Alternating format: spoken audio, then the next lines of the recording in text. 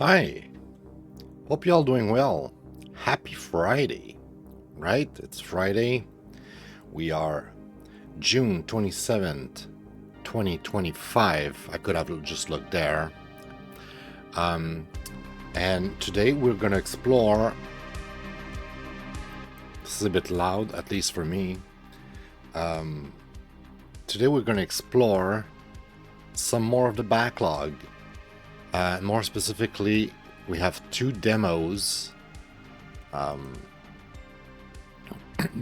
We have the well, I don't know why I'm looking at this shit here. I'm gonna close Twitter. We have this on the board directly, but I have my Steam here, right? So we have the Centennial case. It's just a demo, but it's like some sort of FMV, and I'm wondering if it's like a good FMV, like some sort of dating FMV. That's what I'm expecting, but it could be an actual FMV with, like, you know, mystery puzzles and stuff. It actually might look like it might be one. There's this one, I want to say highly anticipated demo, in the sense that I've heard and seen, like, I heard a lot of good thing about it, and what I've seen when I watched the little trailer, and when I think it was the one with Jeff Keighley, right? The one that replaced the E3 now, the game show, but I think he changed it's not the Game Award anymore, it's something else. Anyway, he had a show, which I didn't think it was a Game Award, where he presented Morbid Metal as, like, during the, you know, Next Fest or whatever. So we're gonna check that out. That looks super solid, and I don't know why I was like, I don't know if I started with the demo, it might be what happened, and I was like, I feel like there's some sort of thematic here with the samurai and the Asian FMV, and I was like, how about we go like Oriental, like we go like ninja, samurai, stuff like that. So I went and picked this one here, DreadOut. I think it's sort of like a Resident Evil, I'm not quite sure. I got this one here. I think it's a sort of like side-scroller, maybe Metroidvania, I'm not quite sure once again, but I think it has to do with ninjas or samurai. So should be cool. And UBERMOSH, this is an old game, at least in the sense that I don't know when this one specifically came out, but the original UBERMOSH, I played that. If it's not in 2017, it's like in 2013. It's like at the very beginning of my Steam adventure, so to speak, and I was like, what is this game? It's not really good. It's like kind of like an arcade, because it's just like try to get like a high score. I was like, there's no goal, I don't understand why would you play that? I was like, I don't know, at the time I had no interest for that. I don't think I will have much interest now, but over time I remember I think I bought maybe one or two more of the games. I don't remember if it was in the same package back then or what, but I think I had already like 2 or 3 of those UBERMOSH game in my library. And the other day there was like, you can have the whole collection for 97 cents or 7. I was like, there's got to be like one of them that's actually kind of decent, good or something. Like, I'm curious, like, so I picked the whole package, and I picked this one randomly because of the hat, right? Kind of like the same kind of hat here, right? It's supposed to be bamboo, but it's nothing like bamboo. But yeah, all of those games, like I said, it's like a little thematic, and I started doing that with the benchmark, and I don't know how much I want to do that, because I want to go random, but I want to have some sort of method as well. And I'm thinking about, like, right now it's like episode 1, episode 2, episode 3. I'm starting to think about reformatting a bunch of stuff. Like, everything is like in a process of, like, I thought I would like plan all of this ahead of time, but like planning all of this ahead of time was basically me saying I'm putting this project on the shelf and I'm not just working on it and that's it. And not working on it made it so that all my ideas were basically still dormant. And right now, doing it every day, doing it actively, is the greatest thing that could ever happen to me. That's the greatest decision I've ever made, and it's taking form. But what I'm trying to get here too is the title. I started having like this format with kind of like automated format, you could say, right? And right now I'm working on rewriting the formula. So for instance, I might like get some space, maybe make it more straightforward and go with the title. At least for my Discord, I decided to put the number of the episode here without saying episode, just Backlog Benchmark 10, Backlog Benchmark 27, right? It's simple. You don't need to say episode. You don't need to add episode. You don't need to separate it and put it somewhere else. So I might change that. I'm adding the platform because each time I do one, it seems to, at least for now, that I'm basically sticking to one launcher, and I kind of want to stick to that because it's gonna force me to like play all those games on other launchers, and there's a bunch of stuff I want to explore. So for instance, I'm gonna mention this real quickly today. I managed to make this work yesterday, so we now officially have Google Play games beta working, which means I can go on Google Play, pick up anything on Google Play. So if I had knew that in advance, so to speak, maybe I would have been smart enough to try to apply for the new Destiny Rising, whatever it's called. I think it's Destiny Rising, the Destiny 3, so to speak, the Destiny follow-up on phone. And there's like a beta, whatever. There's like, you know, people who could apply to play it first, and maybe I would not have been picked up, right? Who knows? Probably not, but at least I could have applied for it. But the point is, there's gonna be like viewers that will be able to give me, you know, suggestion. I'm not a big phone game, like I never even really played Fallout. I had that on my phone, and I had like 4 or 5 games that I actually bought like from Humble or something like that, GOG. I don't remember if it was Humble or GOG, but like the games were great. It was like a Noodle Cake Studio or something like that, and I will always remember the Noodle Cake Studio. Great games.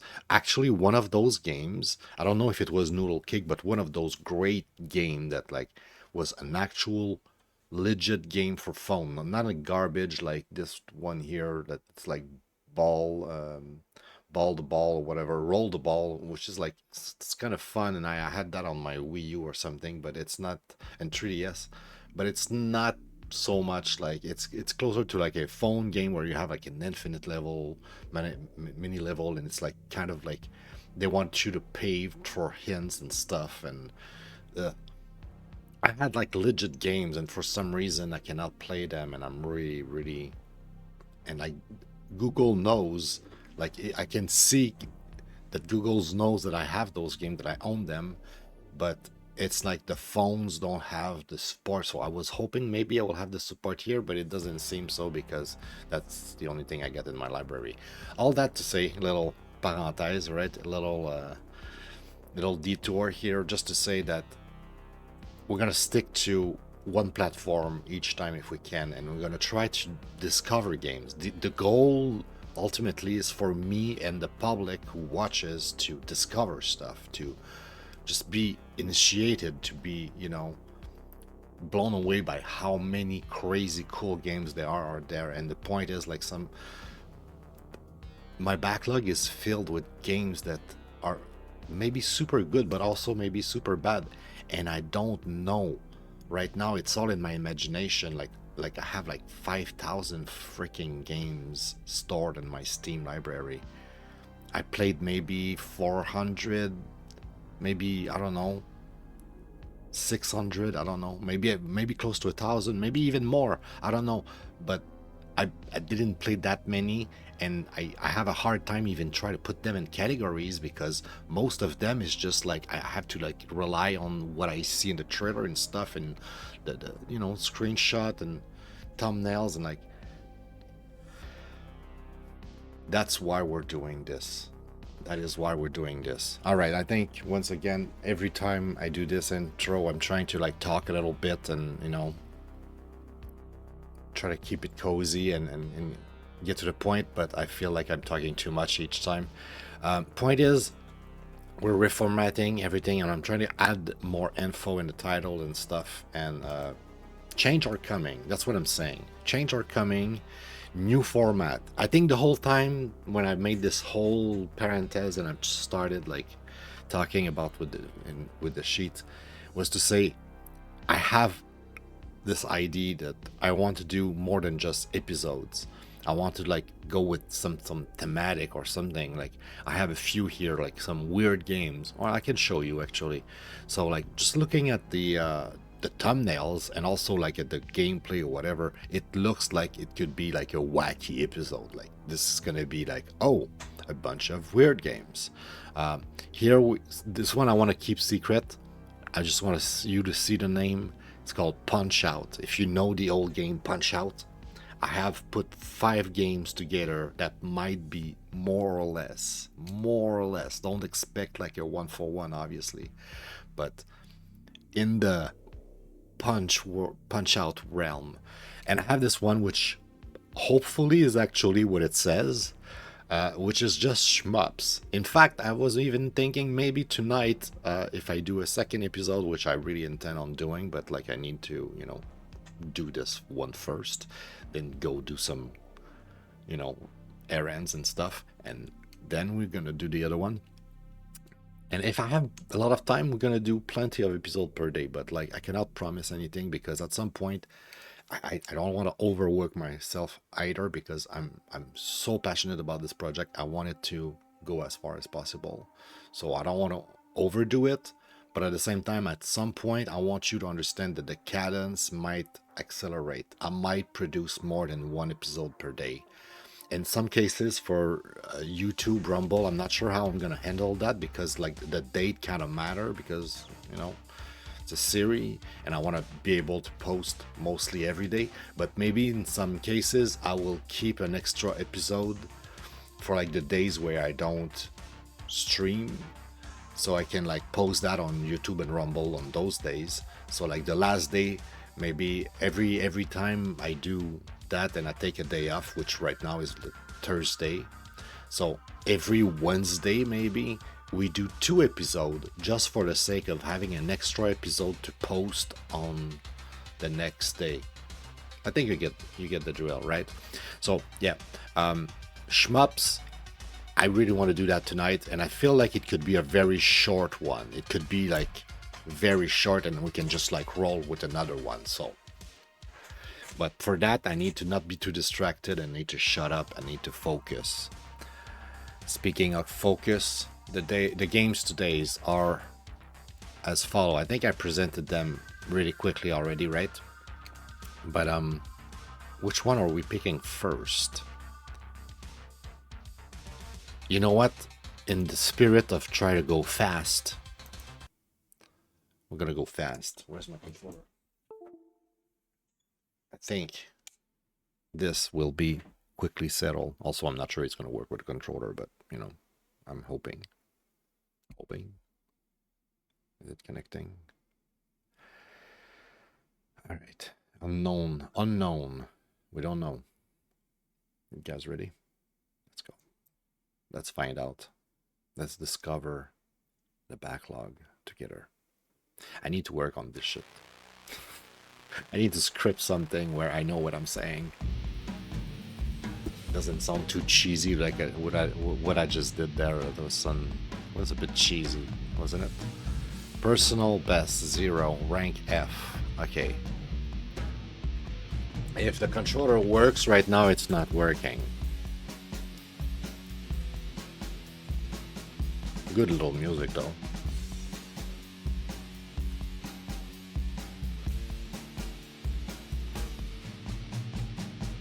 Also, I'm gonna save and close this. Better for my PC. Better for the performance overall, trust me. Alright. Oh, controls right now. Game mode. Tutorial. I guess tutorial. The ones who need chaos and violence that my algorithms cannot provide call you Blade Saint. I shall respond you and your followers. I hope it's not too loud for you guys, because it's really fucking loud for me. My timer is going down really quickly, so I guess we're gonna die soon. Okay, melee. Simple.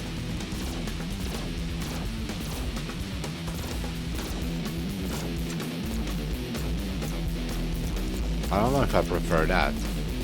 I kind of want my gun back. Yeah, this is better. So it's like, but what I remember, there was like no point besides making points, right? So like I don't know what's going on. I see the timer going down, and this is a tutorial. I don't remember. I think when it's not a tutorial, respawn core. Okay, so I'm gonna try the actual game mode. Reset score and restart on hard boil mode. No. Play. Right. Same here. We have a timer.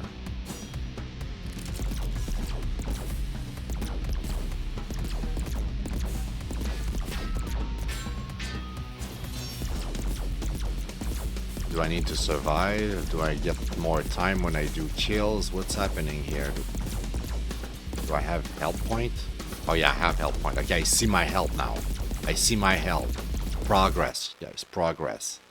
Ooh, that was intense. Let's play again. Alright, so this is a very fast-paced twin stick. Like both melee and... Ooh. This is hardcore. Hardcore. There's no life. There's very little health. And I don't know if you can replenish your health. No class. 4 respawns. Which basically means you can get hit 4 times because you basically automatically respawn exactly where you get hit. You don't there's no response. 60 KO to brain clap.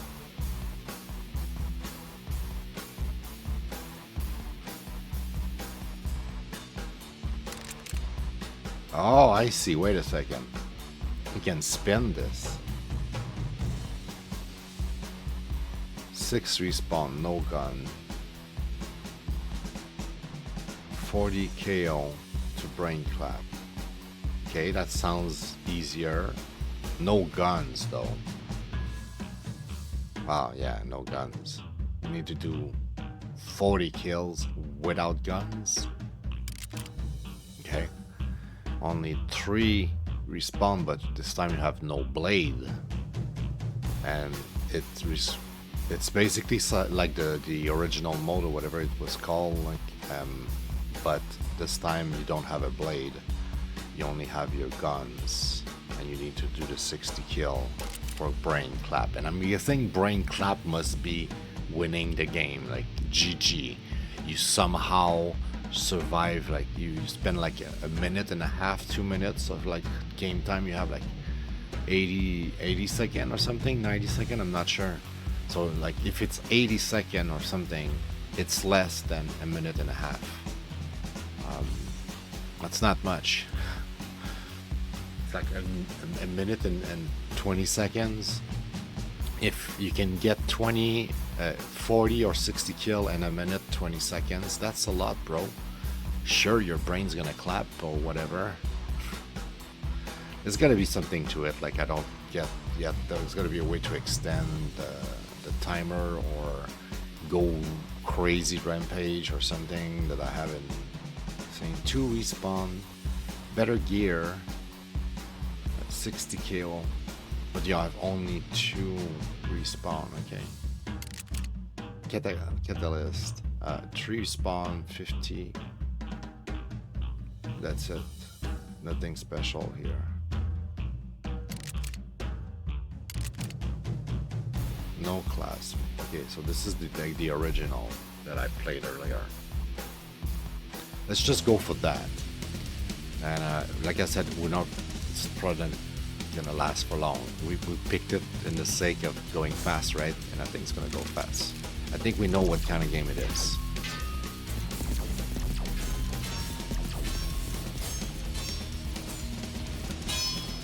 But I don't see like points though. So can you call it arcade? It might become its own little niche for now. Because it's not so much arcade. There's no score. Well, it says score here. Badge. Score 400, no class. Oh, okay. So those are badges that you can earn if you do a certain amount of score. My personal score I see now is 39, rank F. I suck. So yeah, okay, it's what I was thinking. It is arcade. Also, I see my score, and your score is literally like you kill one, that's one.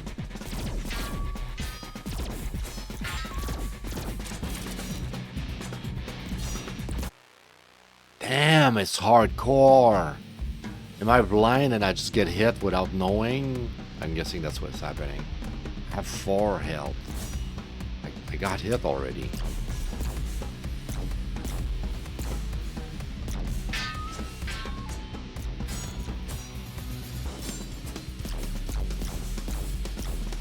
It's kind of fun though. I'm gonna give it that.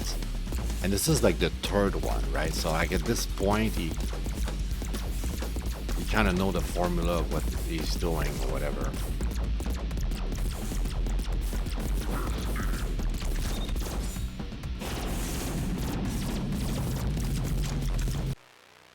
Well, I made more points. So, what have we learned? It is a arcade twin stick. I'll call it that. Arcade twin stick. Twin stick arcade, whatever. It's truly it's an arcade game. And my classification, I think it's just arcade. Do I have a specific? Let's just check Steam here. What do I have for arcade? I have the retro shmup, or some of them twin stick. It's kind of an arcade shmup. It's not a Galaga.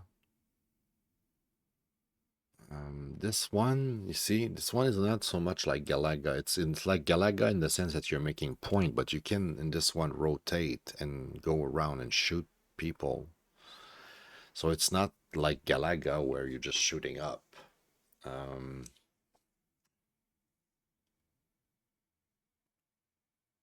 Or this one you're shooting horizontally, but that's kind of the same as Galaga. Even though like this one too, you have like 2 direction. Or okay, no, it's not this the one I was thinking about. There's so many, I'm confused sometimes. This one I haven't tried. I thought it was this one.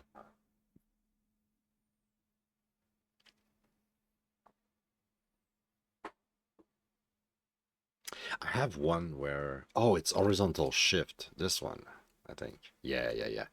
I have one where like this one, like where you shoot up, you shoot down, you shoot up, you shoot down.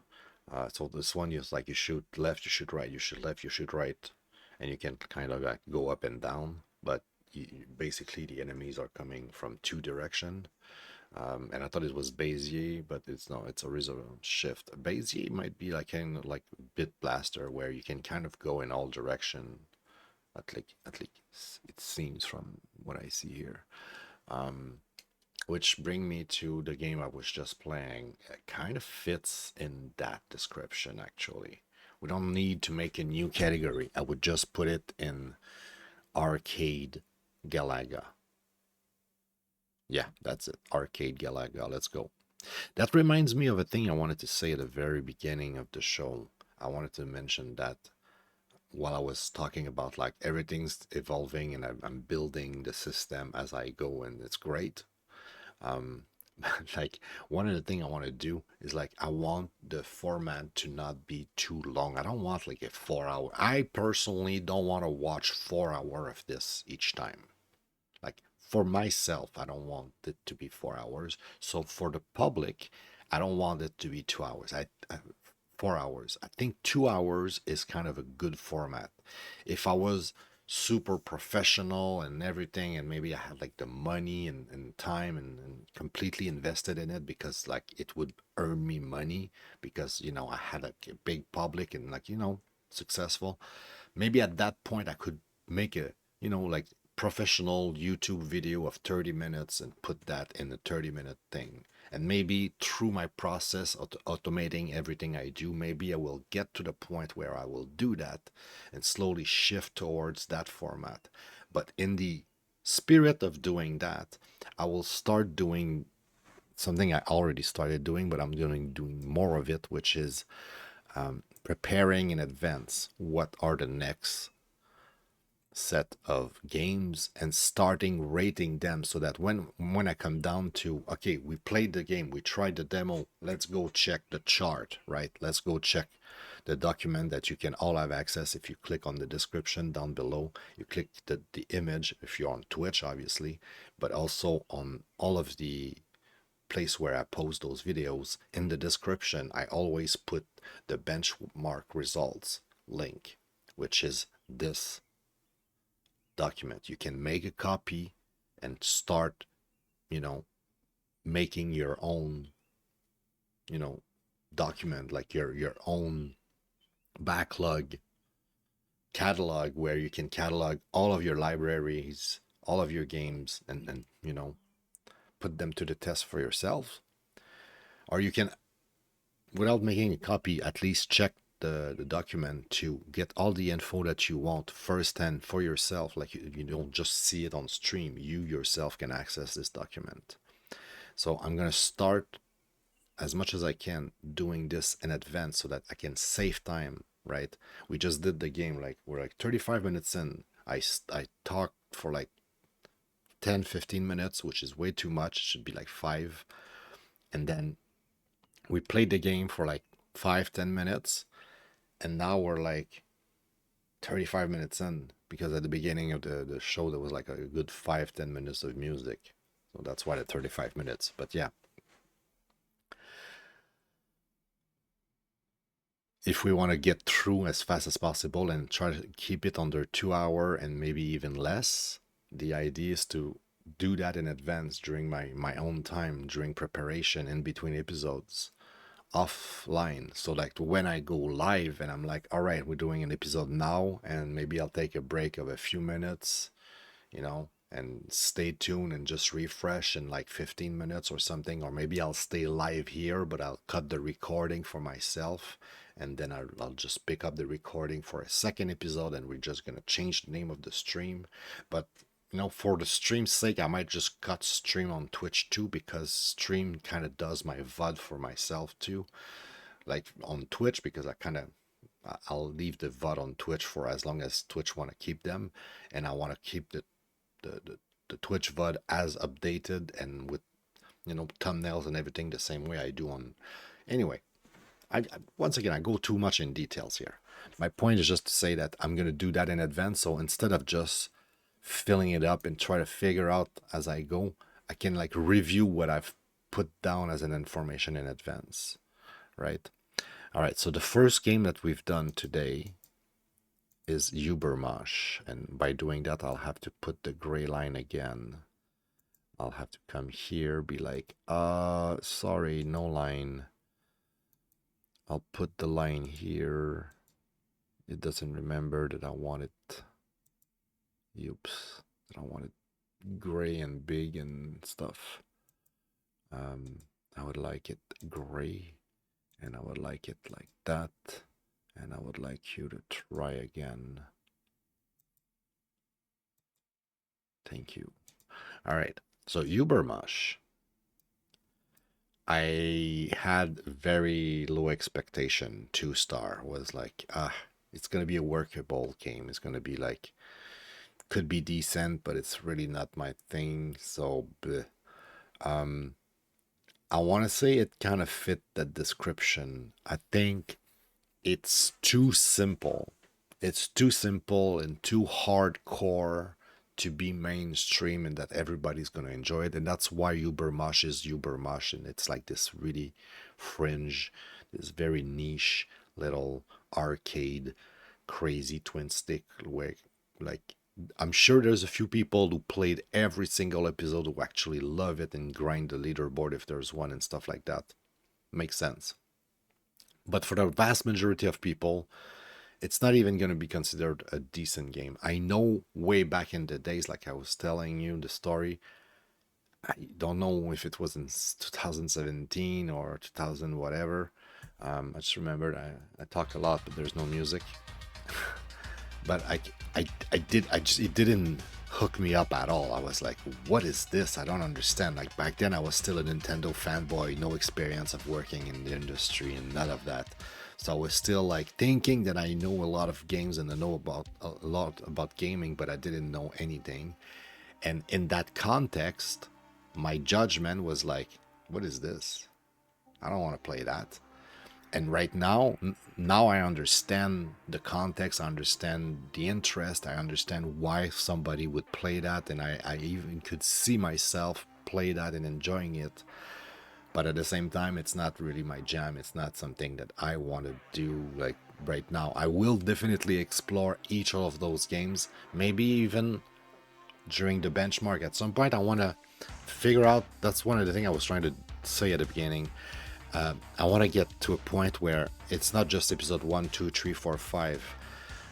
So I want to add the Steam or whatever platform we're on, and maybe the thematic. Like in this case, it's like all like Asian or Oriental stuff where it's all, you know, sword and ninja and samurai. So this one could be like called Samurai and Ninja or something, right?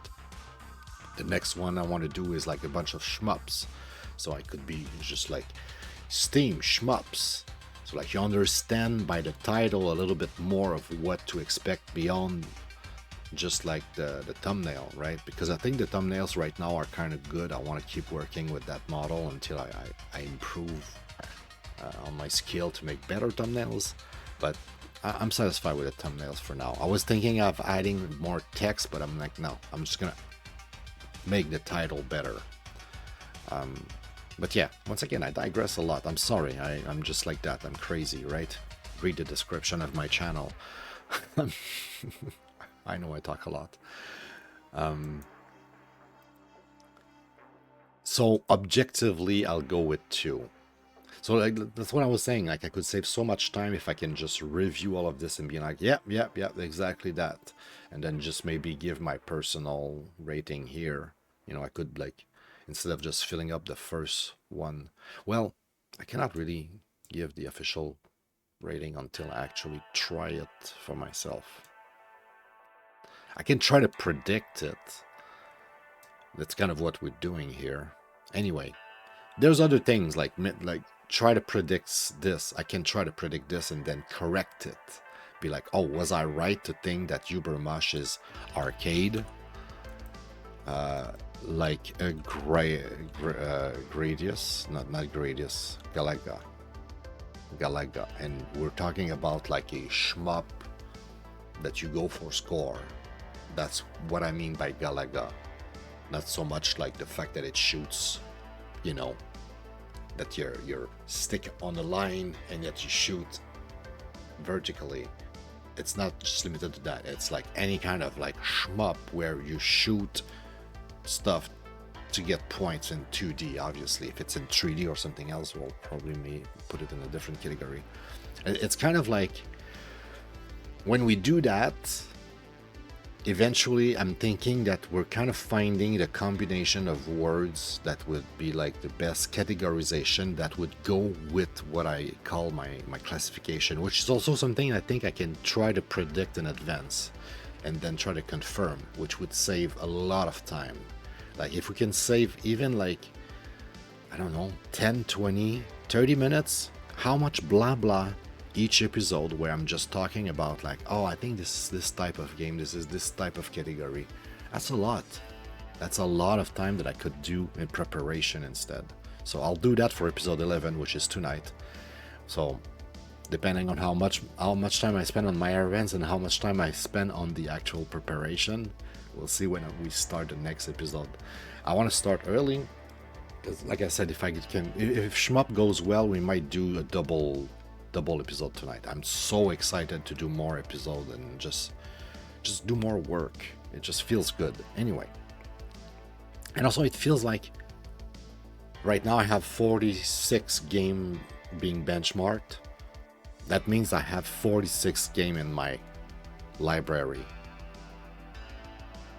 It means that I have 46 games that I have access to that are categorized, that I can do research on, that I can work on, that I can share my impression, that I have my system here that's very imperfect and very, compared to the one that I've been building on for months in Excel, this is so bare bone, this is so simple, but at the same time I like it. I love the fact that it's just working right now, that this is my public document that everybody can access to. And this is basically like if I had like a website and I would be sharing with the whole world my website and be like, hey guys, come to my website, I host, and you can have a bunch of info for yourself. And it's great work. It's good feeling. Anyway, once again, shut up. Focus. What type of game is this? Combat. That's how you triumph. Oh no, it's not. Oh, shit. Is it looting or is it combat? Combat is just an excuse for looting. So this is like the problem with some games sometimes. Is the game all about combat and nothing but combat? Yes, but the game is also about score. And the goal of the game is score, not combat. If you play Dark Soul, the game is not about score. The game is about combat. Dark Soul is about combat. The goal is to conquer everything that's in your path you need to beat, destroy, and conquer. That's combat. That's not the same as I just want to show how much of it I can accumulate, how much of it I can. So that's a different thing. That's looting. That's why it's arcade and not something else. Framework, this is iterational, which is also really common with looting. Perspective, this one we're following, even though it's top-down. It's top-down, I mention it often because top-down is easily confounded with God view, because God view is like this overview often. Sometimes it's like having a camera in every angle, sometimes it's being able to see through the eyes of multiple characters, sometimes, but top-down overview is kind of really common in a lot of management games, so it's associated with God view. Very solo. You could say competitive because it's like arcade, right? But it's a solo experience. You're not trying to make points against another player and try to rank up against other player. You're ranking up against the machine, against yourself. Difficulty, it's fucking hardcore, bro. It takes 5 seconds. You have like a minute and 20 seconds to make points and win. It's hardcore as it can be. It's fucking intense, fucking hardcore. Holy shit, it's hardcore. We briefly played it, and briefly is the word. Did have controller support, thanks to Steam. My personal... Okay, so here's where I'm gonna be quite generous. I might come back and revise everything like I've already did. I give you an example. There's one somewhere that this one I think I gave it like a better score at first, I think, personally, but I went back and played some more, and I even added this note where I'm saying like I have no intention of playing. I have no intention to finish the demo nor buy the game. I tried. I tried some more. I can even like put like play briefly, play extensively. I didn't want to put extensively, but for a demo, going back to the demo a second time, I kind of want to say I played the demo extensively. Like you should, like most people don't play the demo twice, especially if they didn't like it. I went back thinking I didn't like it. I'll give it a second chance. Maybe I'll figure out the puzzle. I'll like it more, and I can say that I finish it. But no, I didn't finish shit. I didn't figure it out, and I got kind of frustrated at the puzzle to the point where I was like, I don't get it. Fuck this game. I don't want to play it. I don't want to buy it. I'm not interested. I'm done here. And it's great. That's the perfect result, because you want to know what you want to play and what you don't want to play in your library. That's the goal of why we're doing this here. Okay, so is it completely okay? It's not poop, so I'm not gonna call it poop. Maybe 10-20 years ago I would call it poop, like at the beginning of the 2000 when I got Steam. If I got UBERMOSH as one of my first game, which I think is the case. I don't think I bought that. Maybe 2015. Anyway, I bought that a long time ago. And so like, let's say 15 years ago. 15 years ago, I would have called that poop. My judgment changed since. I would not go as far as to call it poop now, but it's close to be poop. And a lot of people will see it as poop, and that's why it's officially not a 3, but a 2. And I almost want to give it a 3. Like, part of me was like, this was kind of fun. I want to try the other games in the series just to see if one of them like really clicks with me or something or whatever. Anyway, it was a cool experience. We're done with it. Way too much time on one game. Let's go to the second one. At the same time, I need to chill and relax and try to push myself too hard and be like, oh yeah. Like, we done like the first episode was like 4 hours, and we had a lot of episode at like kind of like 2 hours and a half, 3 hours, and you know, it seems to be kind of like this, the pace and the speed to do it well, to do it correctly, to take your time, to like because like I realized like I'm trying to go too fast and talk too much, and I'm like, oh, you talk too much. Just relax, man. Just do the thing, do it well. But yeah, it needs to go faster. It needs to. Speaking of going faster, this is a demo. We don't know if we're gonna play it full, but it should be fine. It should be fine. It should be like short. That's what I'm saying. Oh, it's Square Enix. Oh, now I'm scared, because this could be like the one that I've got last time. I think it might have been Square Enix. It was a big company. I'm not sure 100% it was Square Enix. I just remember that it was not an FMV like I thought it was. It was more like a visual novel with small little FMVs inserted. And it was more like a puzzle game, sort of like a detective game, I want to say. I would call those like a detective type of game, and it's like really story intensive and stuff. So this might be exactly what we got here. Support autosave when the icon above appear on screen. Do not exit the game or power up the system. Sure. And English, I would like that. Play audio English, yes. Display closed caption for players with hearing disability or color vision deficiency applies to video.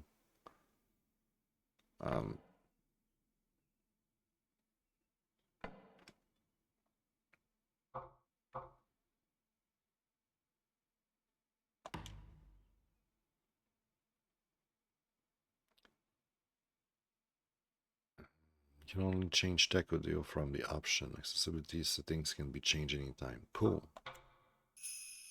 Because I was about to say, like, maybe I should think about it if I want to have, like, the colorblind settings or whatever.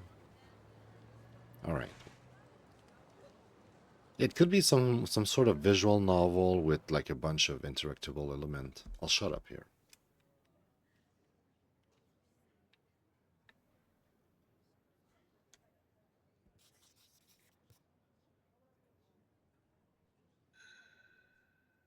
Oh, we had some dream prep. Maybe the quality of the video is very high. It does that sometimes with like 4K videos and stuff. Eiji! You're quite the success. You're a bona fide best-selling mystery writer now, Haruka. Oh, here. We couldn't have done it without your help, Eiji. Thank you. It's nothing. You should have told me you were coming. You didn't have to wait in line. Did you really come here for my autograph? Or are you here to see Akari? No, it's not like that. No, it's clearly that. Let's just I say mean... I wanted to see both of you. Actually, I have a favor to ask of you. A favor? Yeah. There's a once-in-a-century succession at my family home. And I was hoping you could get some information for me. Your family home? You mean that grand estate at the foot of Mount Fuji? That's right. My family has spent many years on medical research. In particular, how to stop the aging process. It's embarrassing, but I had a huge fight with my father that ended with me leaving the family. And that's why I want you to do some investigating, while pretending to write a feature story. What are we investigating? The so-called fruit of youth. It's been passed down for generations in my family and a recently unearthed skeleton.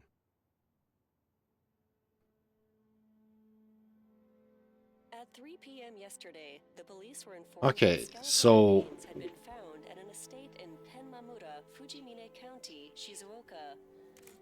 The remains of indeterminate age and gender were buried under a large cherry tree. The police are trying to establish the identity of the deceased.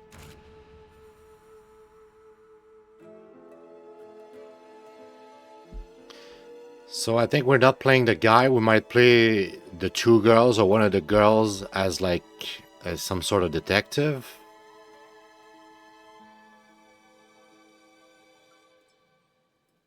This game looks like high quality, for real. I'm very impressed so far. I hope it's gonna be good. Like I'm talking about the gameplay because right now it is good, but I'm scared of it turning bad.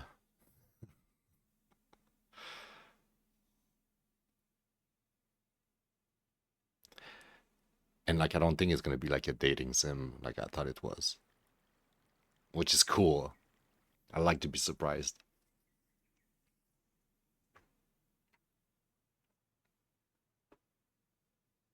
Who'd have thought? Eiji, a literary consultant. Yes. Haruka here writes mystery novels, and he makes sure that all the science is sound. So, does he come up with the crime tricks too? No, I devised them myself. That's amazing. I read mysteries sometimes, but I never know who the culprit is. Is there some secret to figuring them out? Well, it sounds obvious, but every story contains a mystery, and there will always be clues to help solve that mystery. Just try to connect these clues, and somehow you'll arrive at a hypothesis. Connect the clues to the mystery. Yes.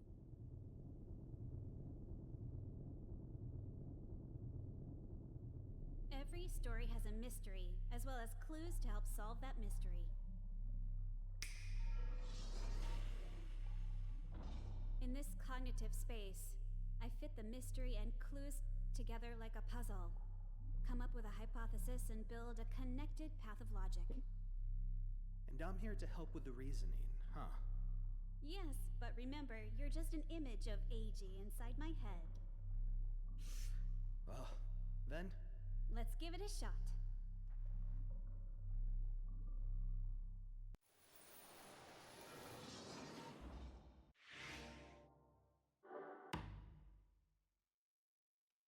This is the cognitive reasoning space. On the left, you'll find some mysteries already in place with clues floating around them. Combine them to advance your reasoning. Holy shit. That look cool. That sounds kind of cool. Move with one of the sticks while pressing. There are open space around mysteries and connected by placing relevant clues. And you already said that. Well, it's a demo, so that could be some sort of weird bug. We saw something that looked more like a template with placeholder that of like what we just saw, like the panel just before. Okay, so those are a bunch of like clues or something. So mystery. Every story has a mystery and clues to help solve the mystery. Connecting the two will reveal hypothesis. Oh yeah, I still have this up. Yeah, I know my stream is working. Cool. Cool.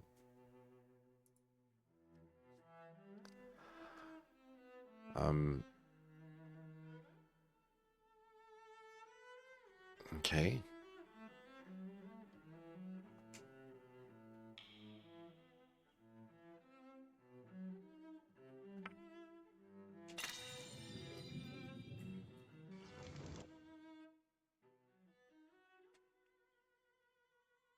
I think that's what they wanted me to do. Clues help solve mysteries. Connecting two creates hypothesis.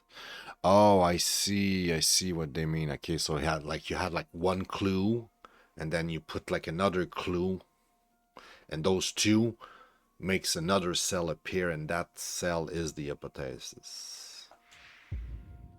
Create multiple hypotheses to uncover the truth. Right, yeah, so like as many clues as you can gather and connect, at some point you will see the full picture, and as you see the full picture, you'll be able to figure out what actually happened. This has potential, bro. Interesting. Very interesting. Switch scene left, right, move path logic, forward, back, forward, press something else, finer control movement. Yeah, I'm not gonna read that because it's reasoning.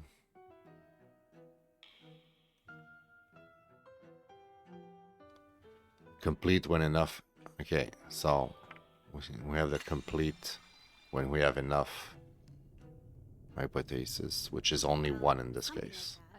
I see. Connect the clues to the mystery and form a hypothesis. That's how you read a mystery novel. Akari. So this is gonna be like a novel. How do you know E.G.? I met him when we were looking for an advisor on scientific matters. We practically forced him to arrange today's session as well. Thank you so much for agreeing to meet us. Ryoya insist on it. Please, make yourselves comfortable. Thank you.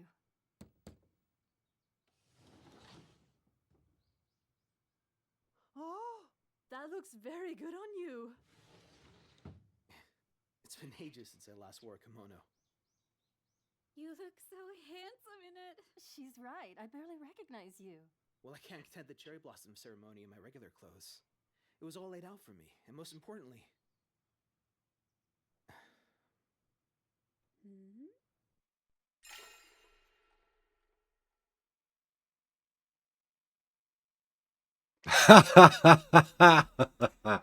So it might have some element, kind of like the RPG I was playing during the Oxney's journey, just before I started recording this series of Benchmark, right?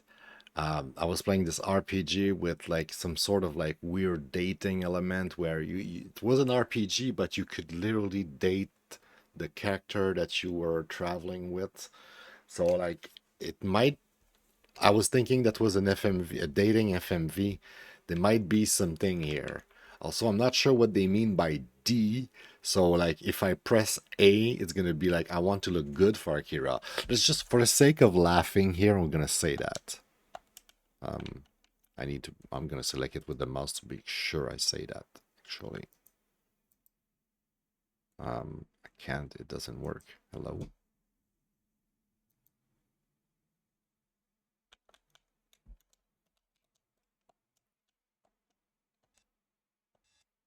That's not what I want. Okay. So A apparently is X and D is B. Anyway, we'll go You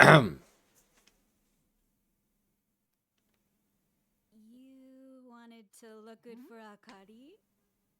Of course not. Oh, the same. I'm glad there was a spare kimono for him. Who's of he? course not. I was like, Actually, this kimono was made for me a long time ago. Oh, we have guests. I'm sorry for intruding. It's been a long time, hasn't it? Sorry. Have we met? Yoyoi's only been with us for 3 years. Or perhaps you know one another from before? No. There's just a familiar scent in the air. That's probably me. I'm wearing a perfume with citrus notes.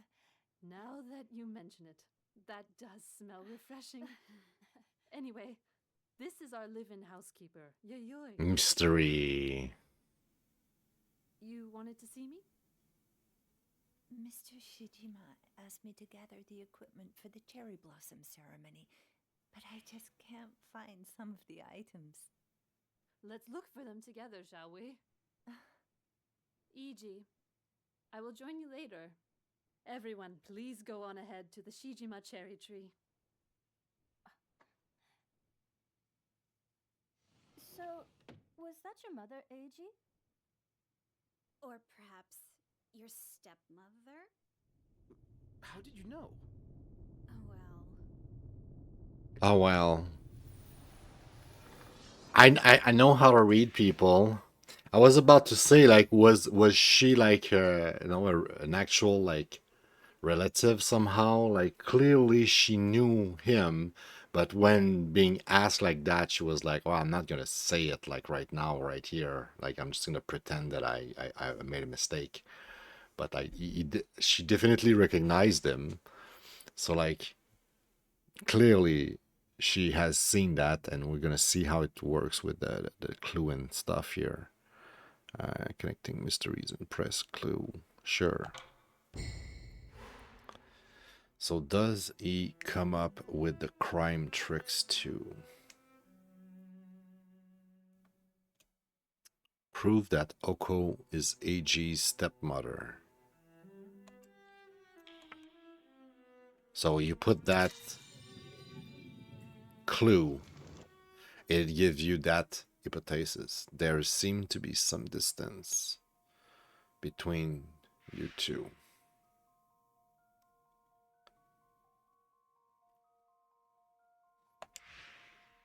As shown by the way she spoke to him. There's a chance Yoko isn't AG's birth mother.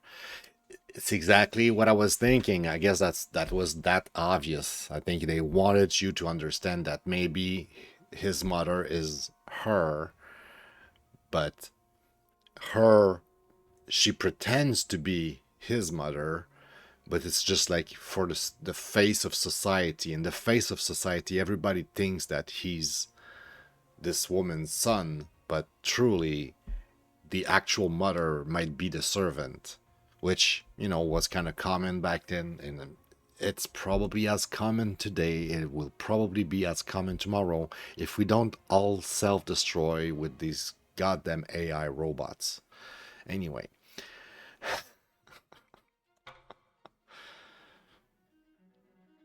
Because right now, I don't have kids. I know some people of my generation do. But I'm just saying we're in danger, okay?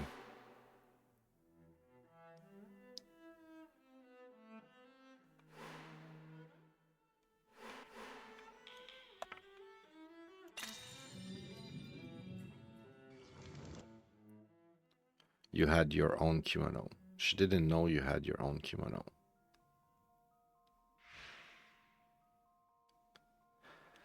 Yeah, yeah. So like her birth mother didn't realize that it was his kimono, whatever.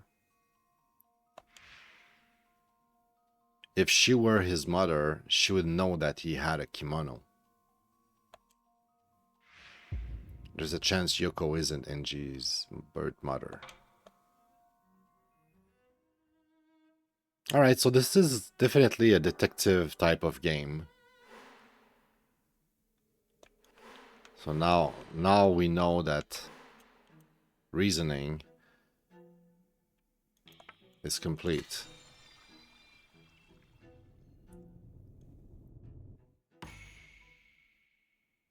Select present first, okay. No, that Yoko is Eji's stepmother. There seemed to be some distance between you two.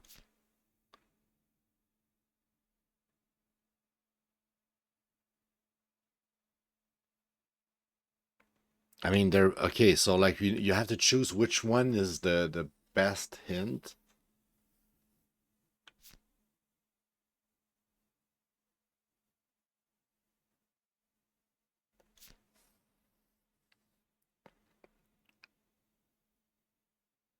So this one said she would know for sure whether he did or did not have a kimono. There's a chance. So I would say this maybe like it's a stronger evidence if you have like to weight each evidence. Well, we'll go with that one, right? Let's go. It seemed like she didn't know you had your own kimono. A mother would definitely have known, and anyway, she's too young. Very observant, Haruka. Also, you were about to say something earlier, weren't you? Most importantly, my mother gave me this kimono. Is that what you were going to say? Yoko is my father's second wife. They got married after I left the family. I see. Well, she seems nice. Yeah. I guess. She was in the house when the skeleton was found, correct? I've got to ask her about that later. Just remember, you're supposed to be writing about the ceremony. I can't imagine what my father would say if he finds out what I've asked you to do. What? Is he that scary? Okay, the main character is that girl. I'm now convinced that we are playing that girl. Well then, let's go see the cherry tree. I mean, yeah, it's kind of confirmed already because she showed up in that virtual environment and she said that the guy was basically just showing up there because it was an image made by her own mind. So this is the Shijima cherry So tree. she might be in love with him, but she knows that he's in love with her best friend there.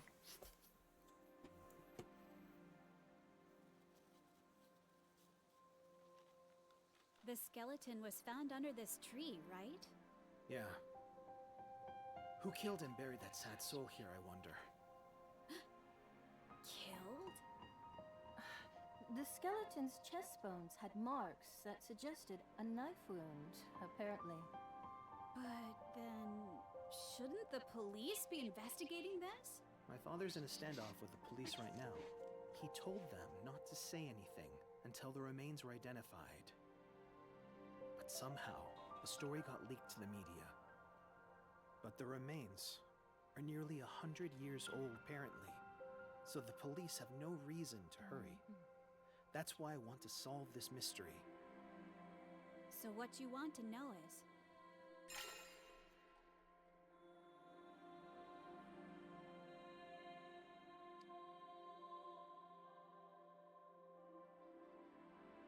Oh, I was not following enough to know what he wants, if he wants to know the identity of the skeleton or...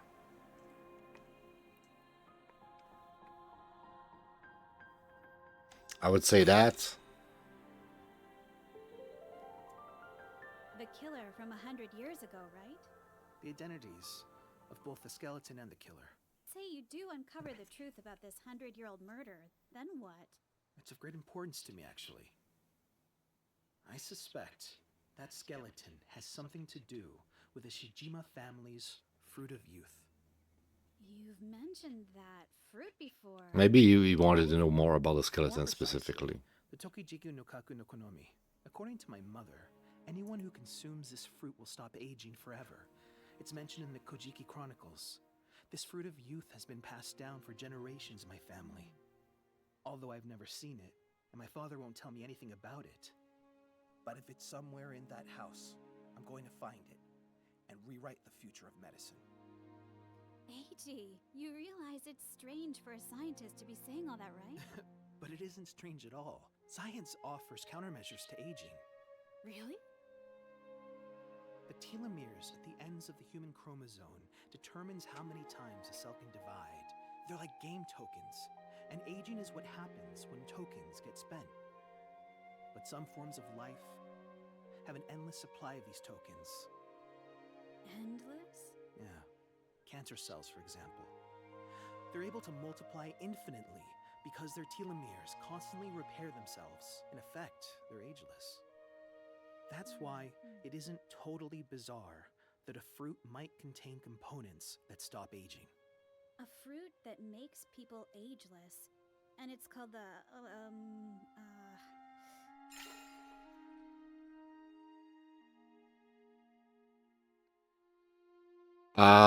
I didn't follow enough once again, and I don't speak the language, so I'll go with that. Tokijiku no. Tokijiku's fine. What does this Tokijiku have to do with our skeleton? I found an I account of a murder somehow committed picked 100 the correct years one. ago, and it mentions the Tokijiku. Based on the proximity and dates, that skeleton might just be related to this case. A murder. I don't know the details, but the Shijima family history is full of unsolved cases, unnatural deaths, that sort of thing. Please, Haruka, I want to know the Tokijiku's whereabouts and the truth behind my family's involvement in that skeleton. Will you help me?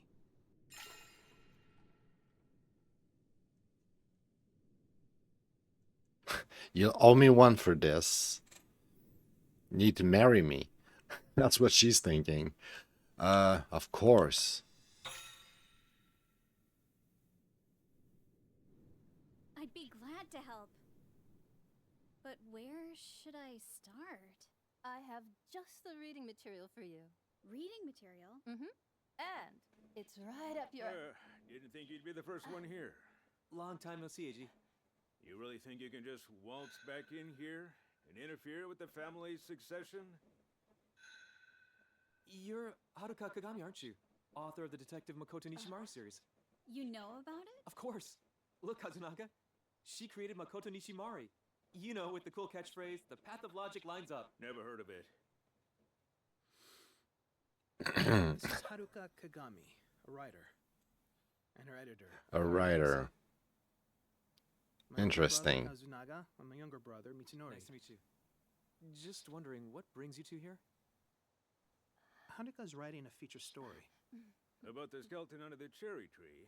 I bet a mystery writer like you can't get enough. The voice they pick for that guy. This guy must have zero friends. I don't need to play nice with him. Oh my god. Okay, so she realized that he's a jerk, so either she kind of like try to be kind and be like, oh man, this guy has zero friend. I'm not gonna start being an asshole to him. I don't need to play nice with him. I would say I'll be nice just because, you know, as a person who's trying to be a good person, who's trying to be better or whatever. And just because, like, if you think about it, you know, there's two good reasons. Like, one, you don't want to look bad in front of the people you care about. So, like, she probably care about, like, that cute guy's opinion, right? And she doesn't want that cute guy to hit on the editor. She want the cute guy to hit on her. So she want, you know, to make a good impression. And also, like, just as a general, like,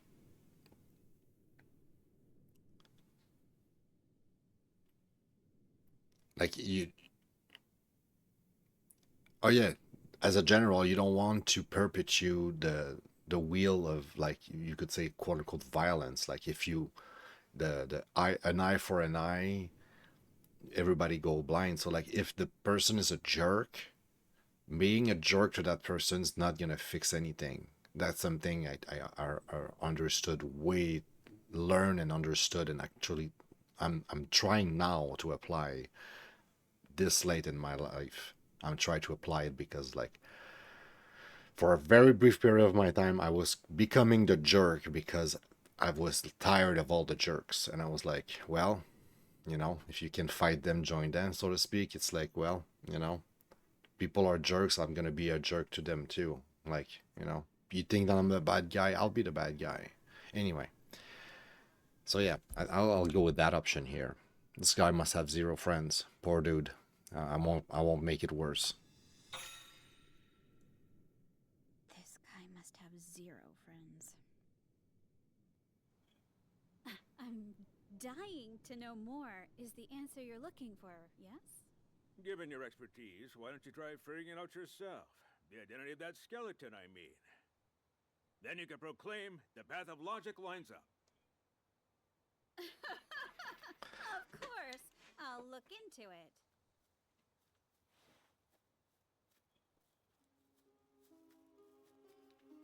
There we go. Here's the mystery of the family becoming a bit more intense here. Thank you for having us. Here's the old man. Dad, you're looking well. You look terrible in a kimono. Then it's good that I'll never have to wear one for work. Not that you look any better in a lab coat, mind you. Man. His father truly is an asshole. It's like his brother really is, has the trait of his father. Like he's trying to like fight the generational trauma and be a good man. We're definitely not doing a sub 2-hour stream, guys. I'm sorry. This is gonna be a long one. This is only the second game, but it's a good demo. It's probably gonna get close to the end. There's no way this continues for long. They want to sell you the game. They don't want you to play the whole damn game here. Okay, you can also press video sequence to check for clue. Toggle between clue and people. After leaving the family, what exactly have you been researching? That's none of your business. So be it. Welcome. I am Ryoe Shijima. And you must be the best-selling writer.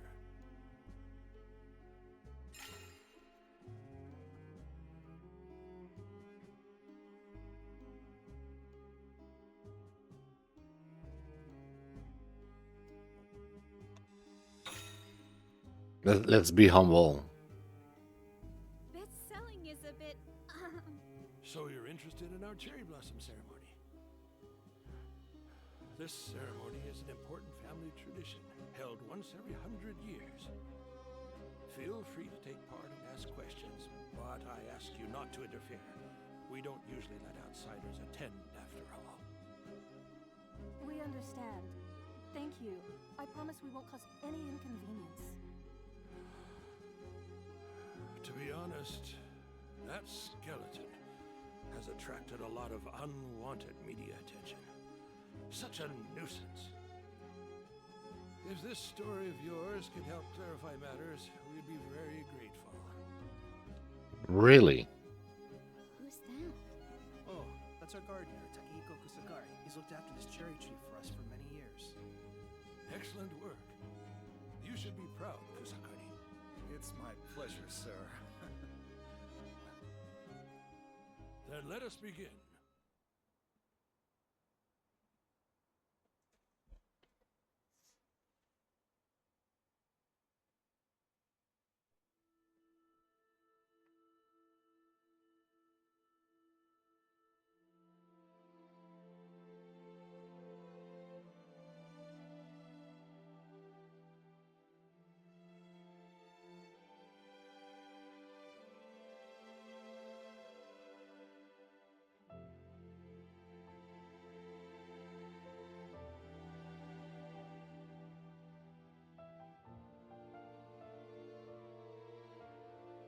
Oh, that could be the end of the demo.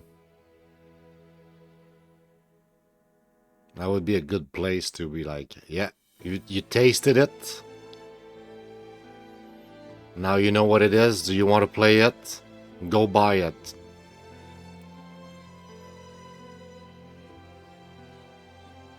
Or it's just the intro. It's one of the two. But regardless, I think we're going to end the demo here. If it's not the end of the demo, we're going to end it here. We spent enough time on this game. I think we know what it is now. We can make a judgment. And I'm definitely going to put it on my wish list if it's not there already. And think about buying this because this is good. I want to know the story. I want to know more about. This is a very good start, you know. The fruit, the Centennial case. Oh, nice. Right, because if his father doesn't age, for instance, it means that his father could be like really, really, really old. Right? No, that was just the introduction. About Ryoe. How much does he know about me? What do you mean? Something he said makes me think that...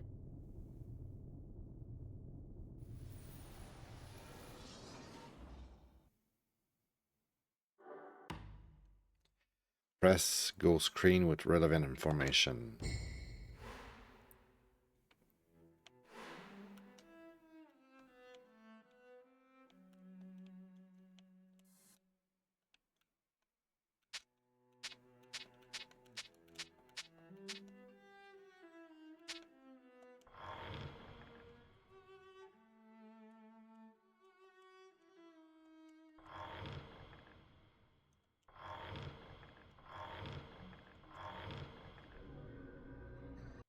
Reading material? And it's right up your... Didn't think you'd be the first one here. Long time no see, AG. You really think you can just waltz?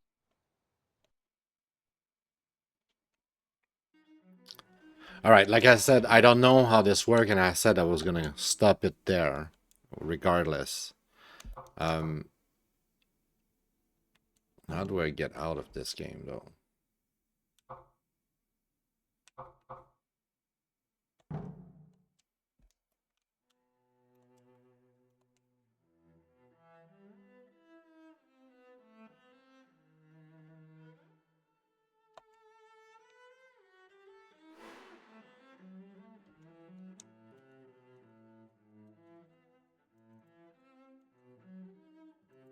When I say stop, I mean it.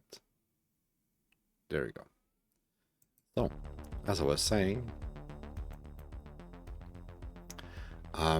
great game, honestly.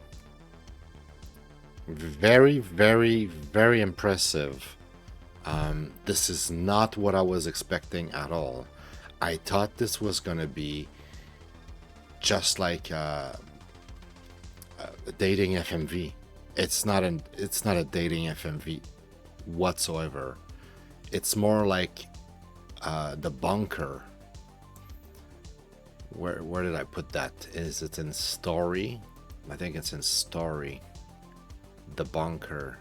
The bunker. We have two here. Those two are kind of like detective story FMV. I would put that in that category. Add to the story. The bunker.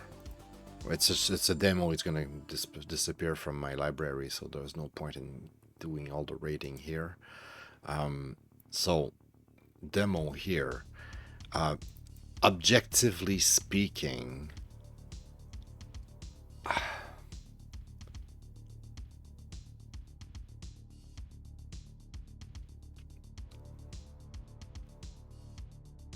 I'm hesitating between 4 and 5. I'll go with 4 because it was not perfect. There was some inconsistency with the UI and stuff, which make it really hard. I know it's a demo, so like it's like I'm not rating so much the game that I'm rating the demo, and the demo was not perfect. The demo definitely had a few issues, and personally I am totally sold. Totally sold. I would play that. I would like to know how this ends. What's the story? I played like the Call of Cthulhu this year at some point, I think. Call of Cthulhu. Am I lying? Call of Cthulhu. How long has it been? February. So yeah, I played that at the beginning of the year. It's like a detective type of story. Like 35 hours, really good game, really synced a lot of time in, and it's replayable. Like next time I play, I can choose different type of like traits, and like your traits improve over time, and the type of trait you decide basically decides how you can solve the case and stuff like that. It's really cool, really deep, really nice. So I would say it's kind of like in the same type of, although I put that in its own category here. Add that to, what did we add it? Bunker. It's not an FMV, and that's the point. It doesn't have to be an FMV. It's like the Bunker. It's like a detective type of game. It's like a puzzle game. But it's very, very story driven. So that's why I would call that a detective type of game, for lack of better words.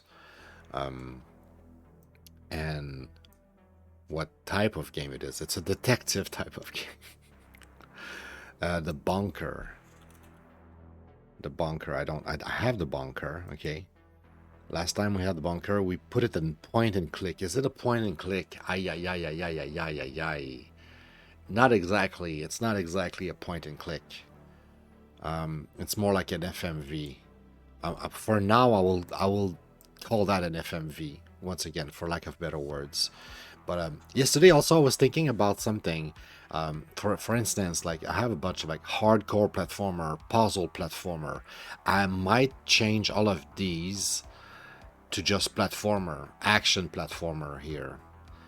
All of these are platformer, because if I say platformer like Limbo, it implies that like Limbo, it's not any type of platformer. It's not a Mario, it's not a Contra, it's not a Castlevania, it's a Limbo.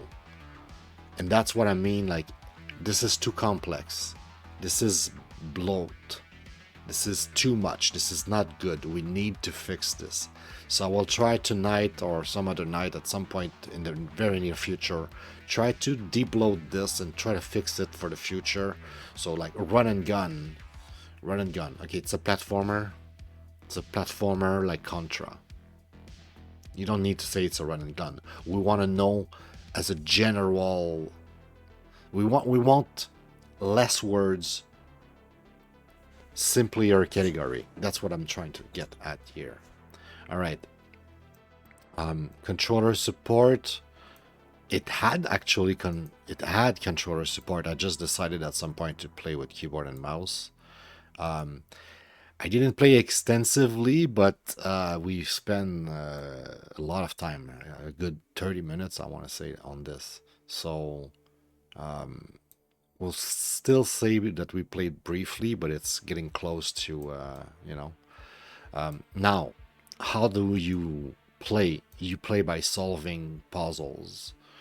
I would say it might be iterational, but I don't think it is. If it was a dating sim, it means that each time you play it, you try to get a different ending, you try a different path to see different action and have like a sort of like a different movie. This is not what's happening here. This is an actual puzzle game. I do not know how much freedom you have, and I would not expect it to be that much free, like in terms of like how much, you know, room you have to like wiggle around. I would say it's probably like a corridor, right? You might have a little bit of freedom in which puzzle you solve first, and which evidence, clue, whatever you assemble first to conclude your conclusion, you know, with all your hypotheses. But ultimately it's a sequential game, I think. So sequential. Okay, interesting. So we don't have this often. This is not so much following the character, even though you could argue that almost every screenshot the character is in. I would say this is like a God type of view. Like you're watching a movie. You're watching a movie, and when you're not watching a movie, you're in a menu and you're managing things and you're clicking on things and you're playing God. You're not controlling an avatar, you know, an actual avatar. This is a solo experience, and in terms of challenge, it might be challenging, but I doubt it. I would say it's probably very balanced. It's very, like, it's not like you have a billion choice and a billion things. I would bet that no matter how complex the puzzle get, it's probably fairly balanced, and that's about it. And imagine if I did all of that before we would have got here. We would have seen like you know, FMV dating, FMV or whatever, with an example of like a dating FMV, and I would have been like, oh, it's not that, we're gonna switch it. But at least the work would have been done. If I was correct, we would have saved time. Anyway, 2 games, a lot of times for 2 games, an hour and 30. I'm too hard on myself. It's gonna be a long show, guys. I'm sorry today. We're not gonna hit the sub 2-hour mark. I wish we could. But we're still gonna wrap this up pretty quickly because it's 4 p.m. and I need to go to the grocery store. And oh, thankfully we're weekdays. Oh, thank God. If I was the weekend right now, I would go crazy because I would be like, oh no, Walmart's gonna close. What am I gonna do? All right, where are the games? Oh yeah, wait a second. This here needs to disappear. Remove collection.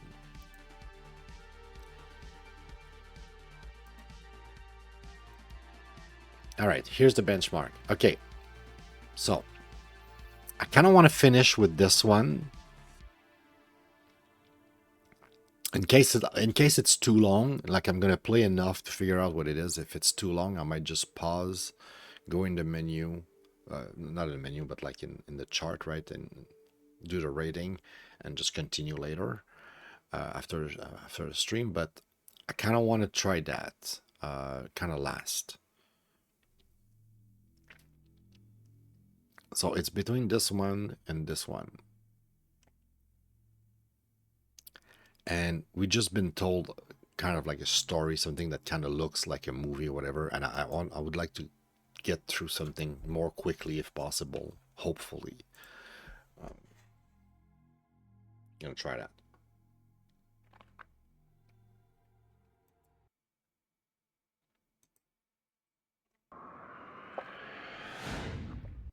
Just for games. Pixel Heart. Studio Storybird. That's a lot of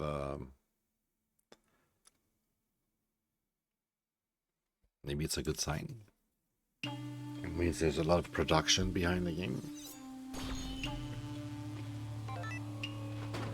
Controller works instantly. It's also a good sign.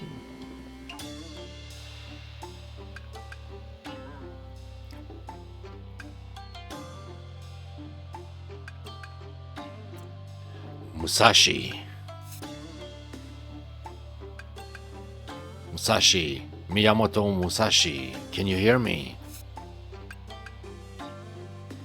I know you can hear me. It's been a long time, hasn't it?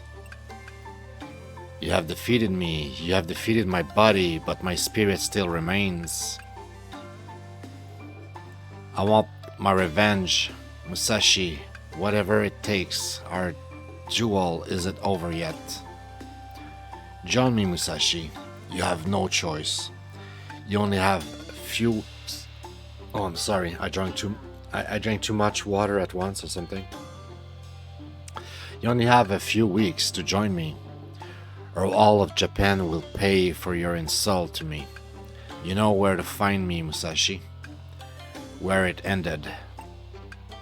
I'm waiting for you on Ganryu Jima Island. Kojiro, That's impossible. Yet I heard it in my head. What a horrible feeling. There is no doubt that he gave himself to the demons to defeat death and take his revenge. Those noises, those screams, demons. He wasn't lying. I must get to Shijima Island as soon as possible. I'm coming, Kojiro Sasaki. Alright, that's a very good intro. Reminds, you know, good old Ninja Gaiden and shit type of intro, or very cinematic and shit. Pretty cool. Like it. Alright, there's a level select. Stage 1, Act 1.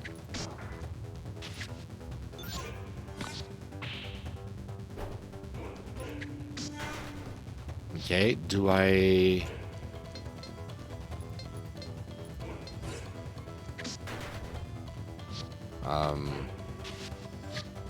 This is not what I was expecting at all. I thought I had a sword. Oh, and kunai are cool, but they're not sword. I want a sword. This is like a shinobi. You know what? I still like it. This is cool. This is not what I expected at all. Oh, bro, what I'm... Now I have my sword. This whole time I had my sword, I was just too dumb to use it.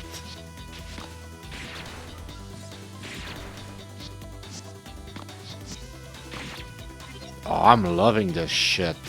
Let's go.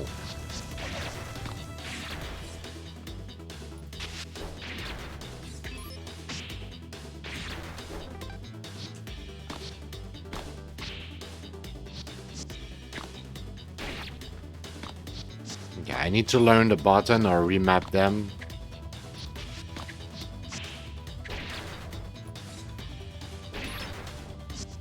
Yeah, I'm definitely remapping my buttons if I can. Like, I would swap like the kunai and the blade right now. Like, why would you? Why would you?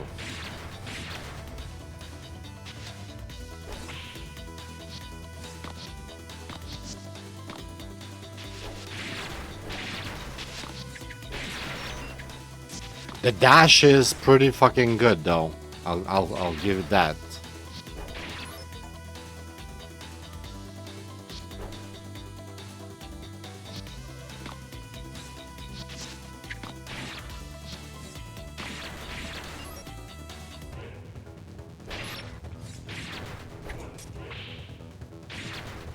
I'm almost dead, though. I'm dead.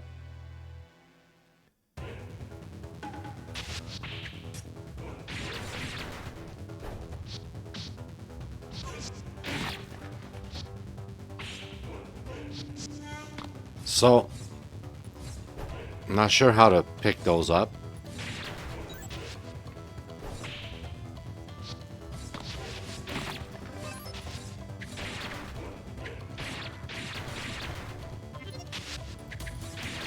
And I think this is like a shinobi type of game more than Ninja Gaiden.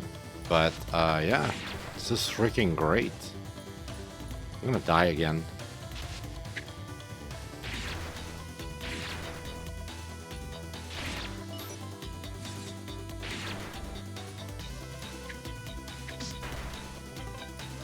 But yeah, they put the sword on Y, and they put the kunai on X, which doesn't make sense to me. It should be the opposite.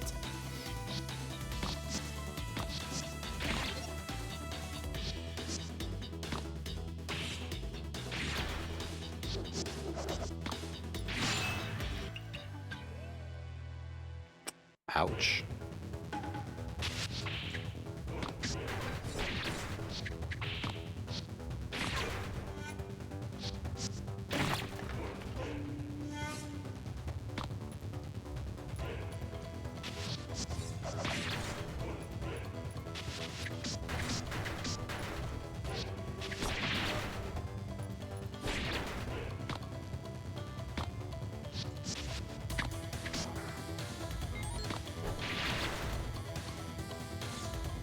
The movements are really great.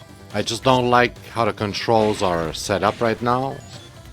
But other than that, it's a really good game.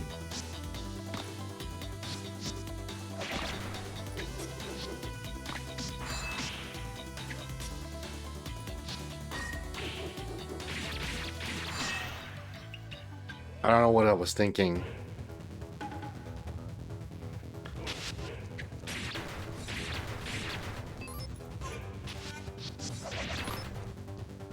Do we have like lives? I don't think we have lives. We might have infinite lives. If that's the case, that's good.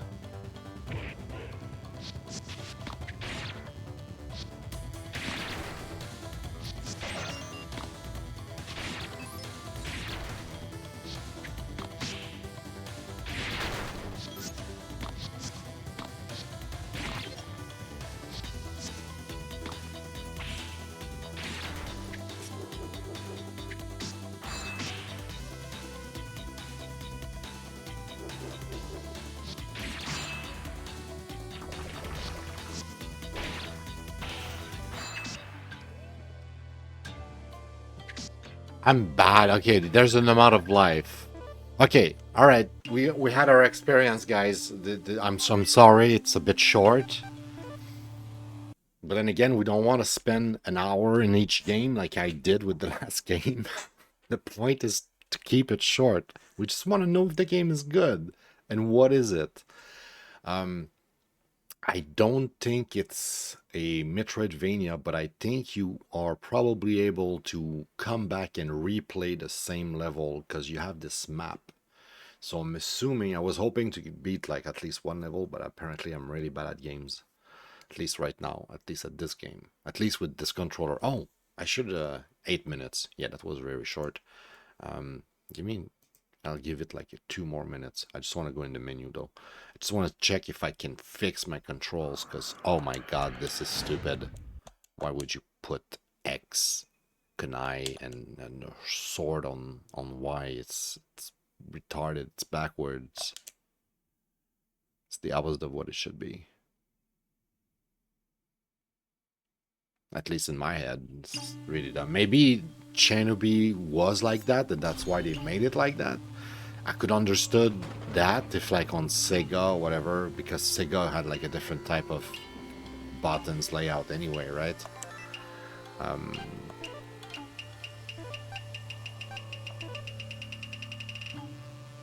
Can you remap the buttons? Really important. Yeah. Thank God.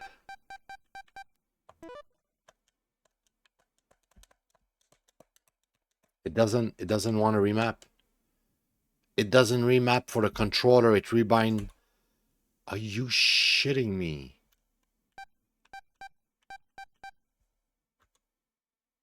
Okay. Can I? It doesn't work.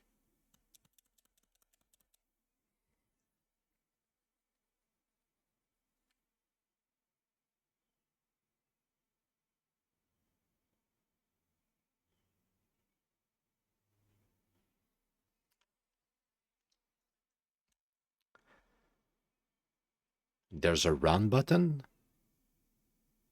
There's a run button, guys. I wanted to run this whole time. There was a run button. I didn't know.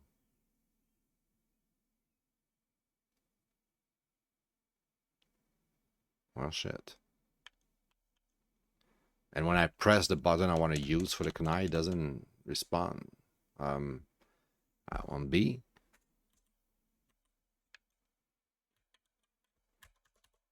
Oh, that's great. The game is completely bugged when you try to remap. Oh, well. You know, that's a good thing. Now we know more because I was about to give it a better score than it deserved. Game has some issues. Rebinding keys might be very tricky. I'm not sure how to. It looks like it's possible, but how? I don't know how. Okay, like I said, you know, it's like Destiny. We had to go back and play more than 8 minutes because I was way too short. So Ganryu, probably more closer to what it should be pronounced at. I won't give it a 5. I would have, but I will give it a 4. And because right now I don't know if I'll be able to remap or not. If I'm not able to remap and I'm forced to learn those controls, I'll kind of be pissed because they're not intuitive. They kind of suck. And I don't even know. I tried all the buttons, so if there is a button to run, I would really like to be able to run, but it was not running for me. Maybe it's just my controller. I'll have to like go and mingle with Steam inputs or something. But this is something that can be figured out. You know, this is not so much like, you know, about the game, but it shows that controller support was kind of lacking, right? When we went into the menu, it was not responsive to the point where it kind of bugs soft lock. We had to close the game by another mean. So that's bad. That's bad. That alone should possibly even bring it closer to 3-star, because I mean, I don't know how harsh I want to be with it just for that, because otherwise the game looks fantastic. So yeah, I'll keep it 4 because I think I would have give it like almost 5 instantly. I was like completely like sold. I was like, wow, this game looks great. I'm gonna play it. I'm definitely gonna play it. I just need to change those 2 buttons. But when it came to try to change the 2 buttons, we encounter issues. So very, very disappointing. I'll start the thing that I wanted to start, which is not going and say like action platformer or whatever. We're just gonna go with platformer because the game like explained what type of platformer it is, right? So it is a platformer like what? Like Shinobi, Ninja Gaiden, stuff like that, but specifically Shinobi. I don't have Ninja Gaiden either, and I think I classify all of those as Castlevania, which is action type of melee, mostly action type of platformer where you go and you just slug at it with, so like it's mostly like with sword, whip, or whatever it is, but it's not like a Contra where you're shooting stuff, closer to a shmup. So in my classification right now, my very, very flawed classification, categorization more specifically, I should say, because classification isn't what we're going to do next. So platformer type Castlevania, I would say has controller support, even though it's not perfect. Controller was instantly responsive and everything. So until I tried to change the button and realized that, oh, it doesn't change that easily, I was really impressed by the game. I was very, very impressed. I thought it looks perfect. I was like, oh my god, I just find a really beautiful hidden gem. I'm gonna enjoy that. But like now I'm kind of a little bit scared and, you know, concerned, because I was like, okay, now that I found this first issue with the controls not being easily remappable, what else am I gonna find and gonna turn me off? Because if I'm forced to play with that, I'm not, it's like it's gonna change my experience a lot. But with good controls, which I'm expecting to be able to achieve with Steam inputs, it should be a good experience. Prevail. You prevail by combat. I'm pretty sure that's how you prevail in that game. Framework. It looks very sequential, very linear. I wouldn't imagine that being a Metroidvania, although I think you can probably go back and collect the collectibles that you missed, because you have this stage selection type of map. But it doesn't mean necessarily you can replay the levels, because, you know, it's not a given. Like, not because you have a map you can necessarily revisit the level. It could be like you beat the level once, you need to move on. So, but it looks overall, in essence, a sequential type of game. You're following the character. It's a solo type of thing. And in terms of balance, I would say that it was challenging, because I'm you could say a veteran, like a very experienced player when it comes to old school platformer and stuff like that. And I wouldn't say like I'm good and great at games or whatever, that like if I pick up those type of game, like I'm the best at it. It's not necessarily my forte, but I have enough experience with Castlevania and those type of games in general, like Castlevania being like a very good example of like the original Castlevania I'm talking about, like where you have like the knockback and everything. Like it's super hard, and your life is very limited, because instead of taking one hit, you take like 4. Each time you take a hit, you take 4 hits at a time. It's crazy hard compared to how it should have been. It's like I feel like we've been cheated like with our version of Castlevania, because if you play the Japanese version of Castlevania, you have this like easy mode where you get hit, you take like 1 or 2 hit. You don't lose 4 bar each time you get hit, which is kind of like playing on hard mode or whatever. It's crazy. Anyway, but yeah, it was challenging. It felt challenging, but a good challenge, right? Not too challenging. So maybe it's closer to be balanced. Maybe if I play the game more, I'll realize that it's not challenging. It's just fairly balanced and anybody can get through it. But my first impression of the first level, where I got killed multiple times, where I couldn't even finish the first level. And like, I have experience with video games, bro. And I couldn't finish the first level. Like, maybe I played badly, but still it was challenging, I would say. All right, 2 more games, and I wanted to finish with Morbid, so I guess we're going for DreadOut right now, right here, right now. It's been almost 2 hours. 3 out of 5. That's not super great in terms of ratio of time versus, you know. I really want to get in under 2 hours. That's my goal. My goal is to get good enough at managing my time and not talking too much, to the point where we can beat games. Like, visit, initiate, like, start this thing with the games in about 2 hours. With English. It's a work of fiction, guys. Video games sometimes have good stories, but it's still works of fictions. In case you were wondering, they are work of fiction. I've seen this intro once, so I've played a game from Digital Happiness at least once in my life before.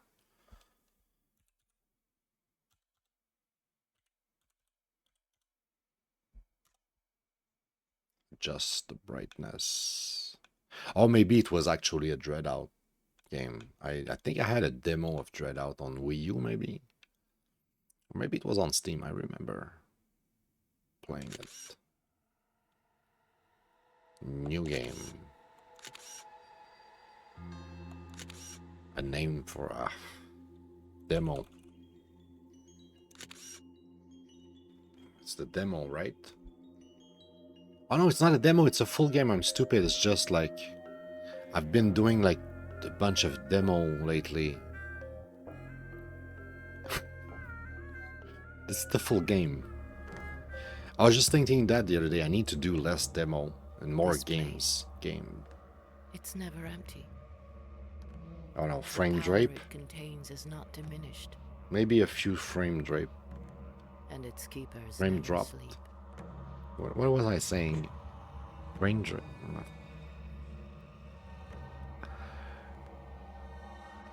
Frame With all drop. the sacrifices I've made, I will not return empty-handed. Not this time. It's been too long. For the uninitiated, there will be many hardships. Oh, so that's like probably from prior games or something. If you played games in the series, you kind of know that, but otherwise it's like, what happened there? It gives you a vibe of what type of game it is, though. You have that scary type of entity, a bit like, oh my god, why is the Oh my god, I have controller support, but I don't have controller support. Give me a second, guys. Oh boy. Oh boy, oh boy, oh boy. This is not good. We'll stop and restart, okay? Because like going to look left and right, I had to press up and down, and going left and right didn't do anything. It does that with a bunch of games with my Stadia controllers. It's kind of like a weird thing with the right joystick. Not sure why it's coded that way, but it's just doing this weird shit with some games. Now, if it have controller support, and I have like actual good controller support, load. It's not like we've done anything in the game, but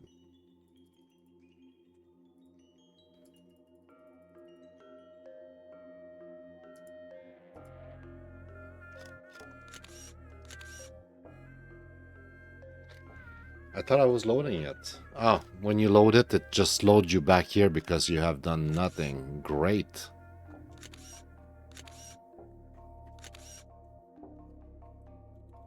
Well, here's my change to my chance to name it something else, I guess. Who knows, maybe I'll like the game and I'll play some more.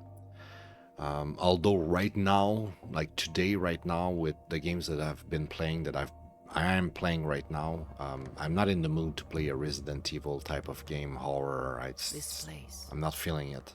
It's never empty. But I'm curious to know if it's a good one still. The power it contains is not diminished. And its keepers never sleep.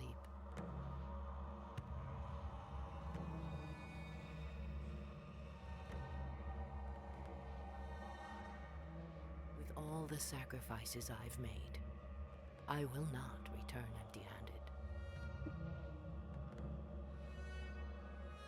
Not this time.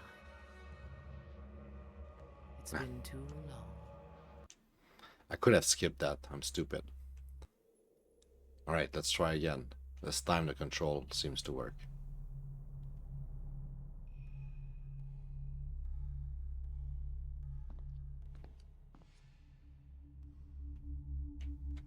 So we're that little schoolgirl and we're taking pictures of things, and it's supposed to be scary, right? Why do I have hiccups?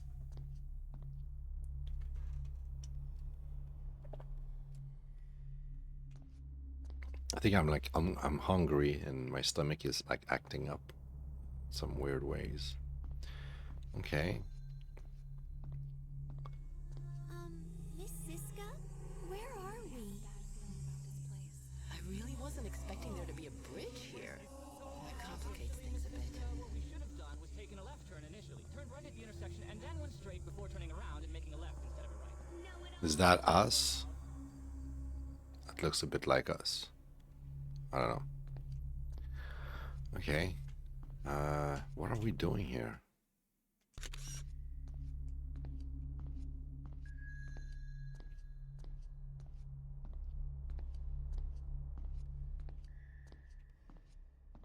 I'll say that this beginning of the game right now, not convincing me to play the game. If it was a demo, I'll be like, yeah, don't know what this is, but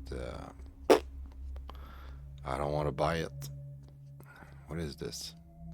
Okay, there's a bunch of lights. I guess we need to go towards the lights to see the scenes.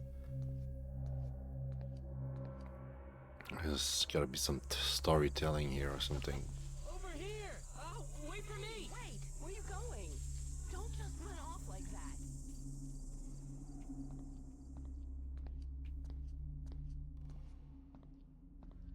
Let's go towards the light. Why can't we run or something? Ah, this is painful. What is this game? You're boring me to death. That's how you start a game? Like, for real? You start a game like that? Who thought this was a good idea to start a game like that? Where's the island? Where the heck did he run off to now?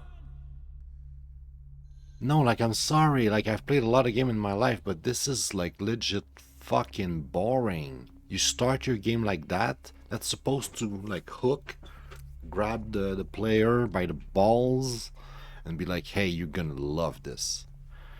This is gonna be your next few hours. You're slowly walking and doing nothing. I'm sorry. I must be grumpy because I'm hungry or something, but like, what the hell? This is stupid. Right.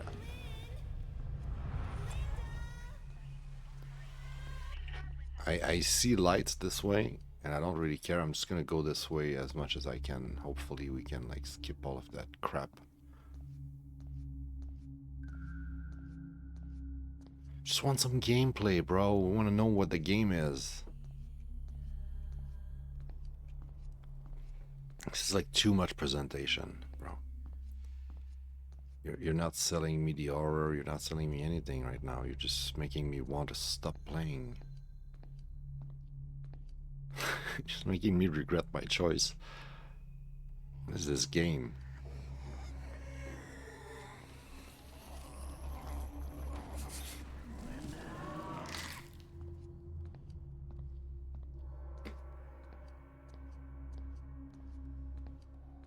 If only I could run. I would run so bad right now. There's a point there. That's the goal, right? We need to go there, and I win. I don't care.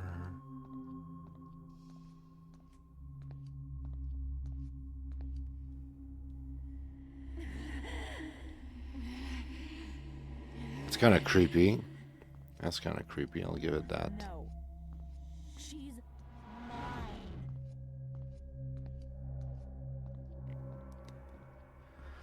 So, what is this?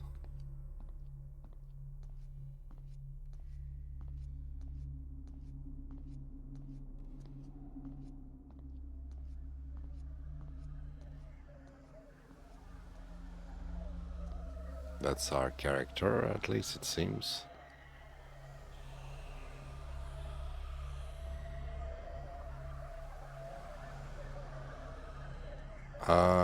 What now?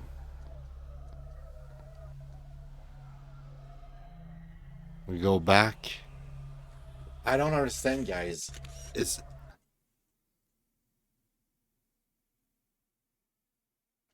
that the game? What am I not getting here? What is this bull crap? Man, this is the worst introduction to a game I've ever seen in my life.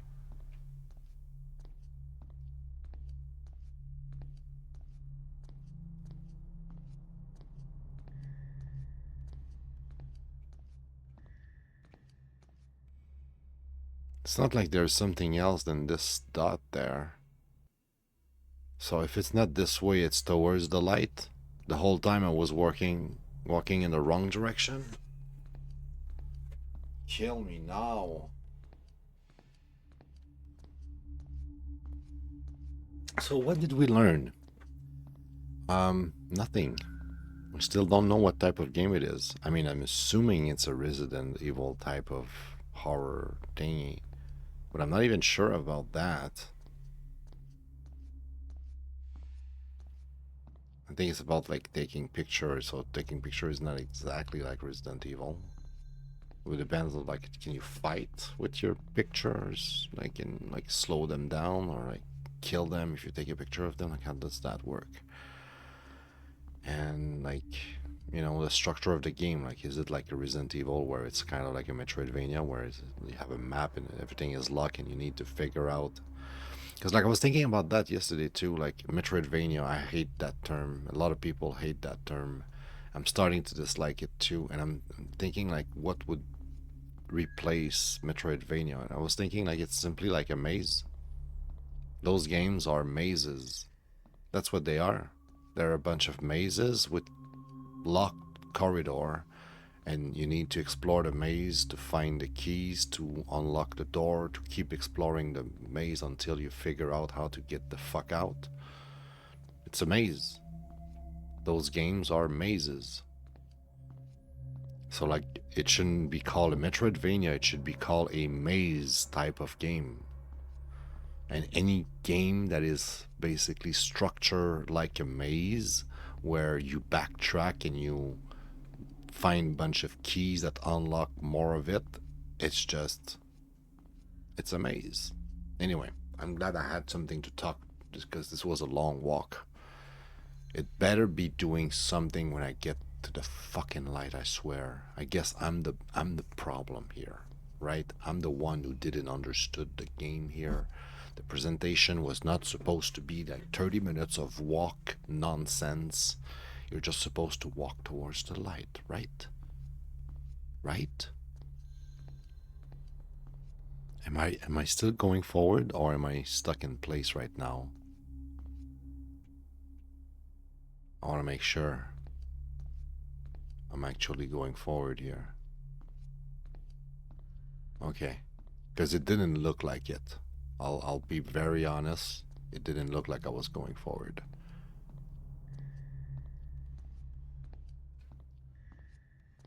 I really dislike the fucking intro of that game. Whoever designed that, you should be fired, bro. I hope you got fired. I hope you never got to ruin another games by making such a fucking shit intro. Okay. What about now? What is this? There's like a guy there. It's probably an enemy. Let's die. Let's see how the game works. Maybe not. Maybe it's just a guy. I guess no one told you why you're here. Well, neither will I. Not that I know anything. These candles aren't here for mere decorations. You know, some people don't become wandering spirit just because they did something awful in life. Take me, for example. Well, nah. I'll tell... Oh, shit. Get to some items lying around. It might be not long there, just saying. They die like flashes, life flashes before your eyes. It didn't work for me. Over the years, I've yet to see one soul that truly wants to be in this hellhole. Alright, I think he has a lot to say, and I don't want to talk with him. This slow walk, oh my god, since when can we fucking run? I tried all the buttons earlier.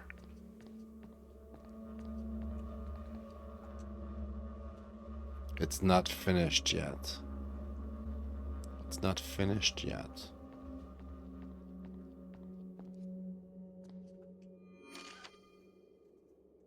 Enter this realm? Sure. Let's enter this realm. What's this realm?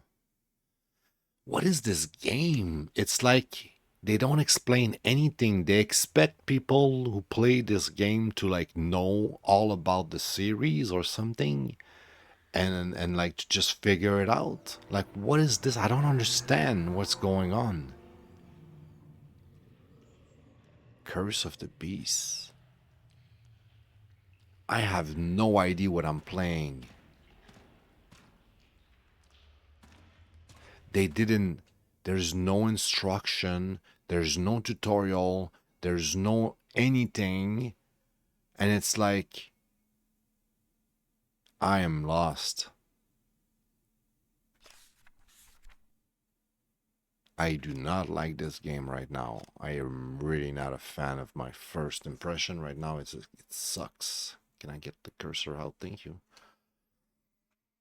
Man, what the fuck? How to play? Yeah, tell me. Supernatural senses. One of Linda's power is the ability to sense spiritual being. When one is nearby, a red vignette will appear, a blue vignette. Another gift is hers, is the ability to sense things that might be used of her. When a blue vignette appears, there is something to look for nearby. Item, article, hints. Camera glitch. When Linda is looking through her camera, a visual glitch might appear. This indicates that an enemy is within her attack range. Okay, so we have attack range, which implies combat. So it might be what I was suspecting, a Resident Evil type of game. We can run, apparently, we can interact, and we can look around. There's a way to enter first-person view camera, and from there we can activate the flashlight or take a picture. Okay, we'll try to figure that out because it's not with the mouse we're playing. Flashlight up your surrounding, and you can take a picture. Can use zoom feature. Okay.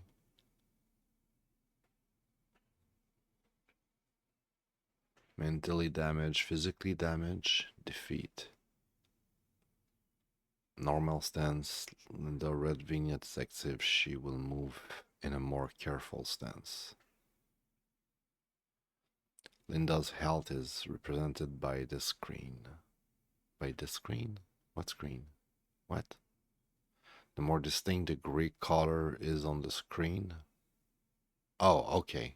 The more distinct my vision is, the closer Linda is going to be sent to limbo. Oh, the more that it becomes gray, basically. Okay, I'm guessing. Like we play in color, and the more it becomes distinctly gray, then we're gonna pass out. Limbo journey. The more frequent Linda visit limbo, the farther the distance will be for her to reach the exit. So like what I did at the beginning, and I thought it was fucking stupid, and I was like, what the fuck is that intro? So basically we were in limbo. And when you're in limbo, you need to go towards the light, which is not what I did. And yeah, that's really fucking bad. The first time you die, you spawn at 100 meter, second time 200 meter, and then so on. And then you're like, this game sucks. Why am I playing this game that forced me to slow walk in limbo? Fuck that shit. Man, this game is horrible. Like, you know, in games, there's like stuff. I remember watching Asmongold, and it was like, there's nothing I hate more than permadeath. And I was like, I like permadeath in games. Like, depends on which games, obviously, but I like the concept, the idea of playing with permadeath. That's super cool. What are you talking about? He was like, I hate losing my progress. Like, there's nothing worse for me to play a game than lose my progress. I don't want to go back. I want to go forward. And I was like, yeah, I can understand that as a general feeling. Like, it's very sucky to lose unless you sign up for it and you're like, yeah, I'm gonna play permadeath because I want to challenge myself and make it harder just on purpose. Like, most of the time, you just don't want that. So, like, whenever you have games with, like, very punishing mechanics, it kind of defeats the purpose of a game. A game is supposed to be fun. If the game punishes you and makes your experience unfun, what's the point? What's the point? Like, you don't play like a washer, I don't know the name exactly, but like pressure washer simulator, whatever, right? You don't start cleaning your house in House Flipper. House Flipper, when you clean your house, it's fun because it goes fast. No effort. It's intuitive. The menu, everything goes super fast. It's fun. It's fun. It's fun to clean your house as opposed to real life. So like in this game, when they want to punish me and they're telling me every time you die, you're gonna have to walk through limbo again. Really? Then why would I play your game if you keep punishing me and making my experience a fucking boredom? Like, why? Tell me, what's the point? I'm sorry, I'm super harsh with this game. Maybe because I had like actual expectation of it being somewhat good. I don't know what is it. I don't know why I'm so critical about it. Maybe it's actually ass, and I'm just like being realistic and realizing in real time that this game sucks. I'm not sure which. So type ghosts generally not hostile. Okay, the ghosts usually don't attack you. Interesting. So my eye. This type of ghost is stronger. Okay, so they're all ghosts. It's just like this type, like the kind of like transparent, kind, timid-looking person, human, might not be dangerous. But the other that looks like a psychopath with weapons can manifest directly. Some ghosts might even be invincible for now. All right, so you have some pacific ghosts, some aggressive ghosts, and some impossible, you know, to kill type of roaming type of thing. Certain ghosts can only be defeated through procedural techniques which would reveal their weak spots. Make sure to experiment. Snap, snap, snap. Something. Third person view. First person camera view might show an enemy's weakness. Most of the puzzles in DreadOut can only be solved through Linda's camera view. There are different types of puzzle in this game. Make sure you pay attention to delays such as sound, unconventional object, etc. Here's an example. A puzzle showing two colors of candles. Only the blue ones will react to Linda's camera. Highlighting and snapping both the blue and red candles with the camera will not achieve any result. When highlighting all blue candles in the area, snapping them will solve the puzzle. Interesting. Objective. Linda's objective will update automatically through her journal after achieving a certain progress. You can check her journal, items, document, Ghostpedia. Okay, we had the whole tutorial. Return to game. Cool.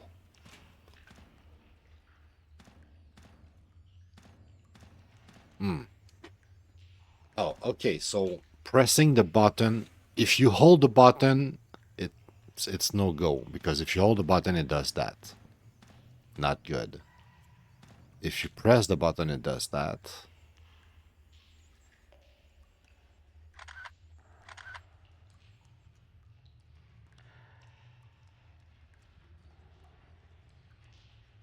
I'm not sure how to zoom. Try to figure out how to zoom before I need to. Nope. Return to game.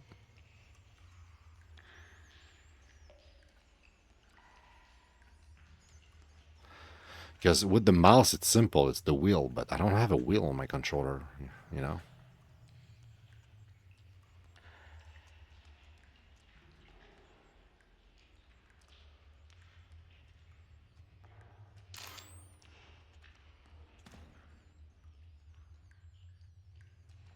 Oh, okay. There you go. That's how you zoom. You need to press this, and then you can zoom in or zoom out.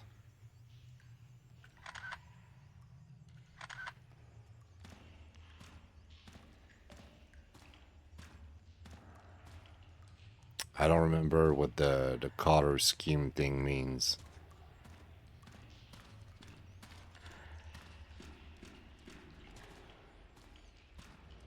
Am I like oh yeah, it's like a different like world or whatever. It's like you load out levels like you're in Mario. It's like you're in Mario 64 and each door is a level. It was kind of weird.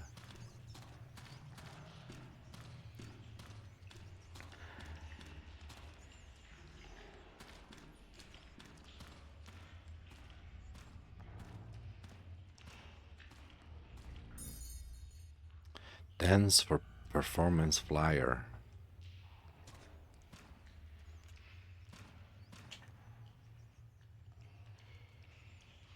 Am I alone?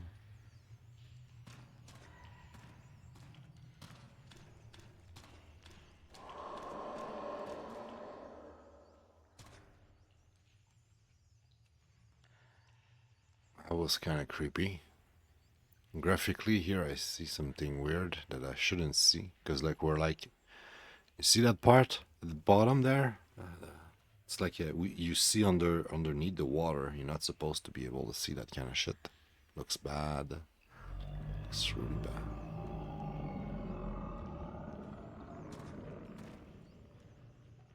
Am I playing Subnautica? What are those sounds?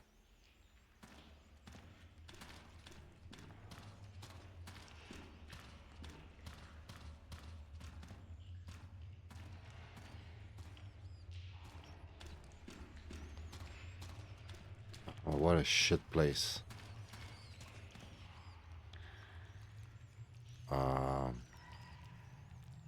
I don't know what's this way.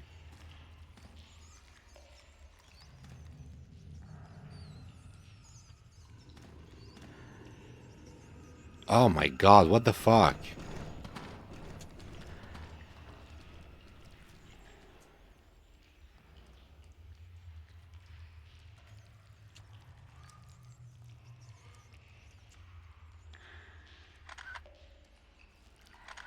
What the fuck, bro?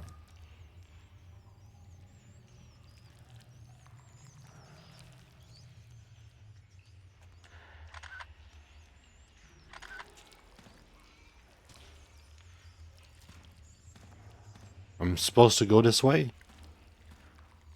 And ignore them? Sure. I'll totally ignore them. I got the gramophone handle. I swear, guys, it's a Resident Evil game.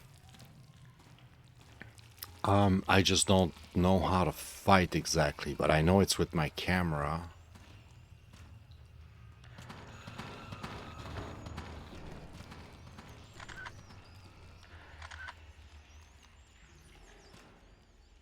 I don't understand why they're not attacking me. This game is very mysterious to me, I'm gonna admit. I have no clue what's going on.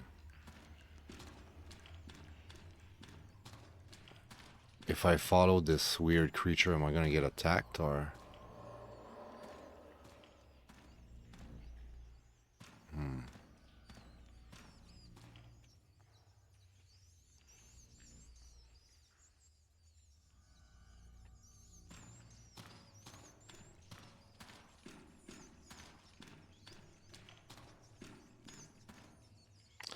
I'll say that this game is intriguing. Like, I want to keep playing. Maybe I'll play after stream, just because I am very curious of what it is.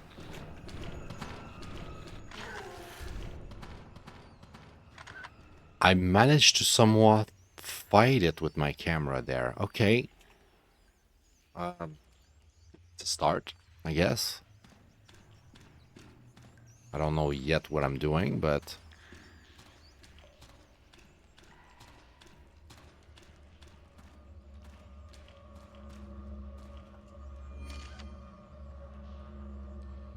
Item collected would be safe, but battle progress would you have achieved here will be abandoned.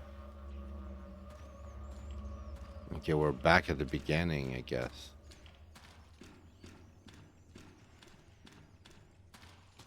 Or maybe we found the exit, because I don't remember seeing that at the beginning.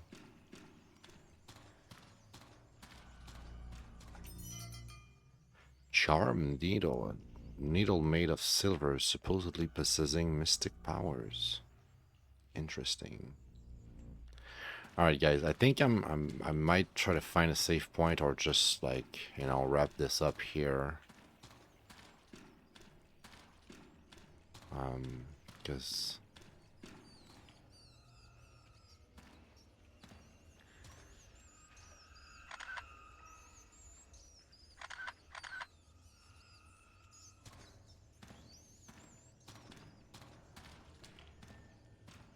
okay, is there like a boss fight or something here? What's happening?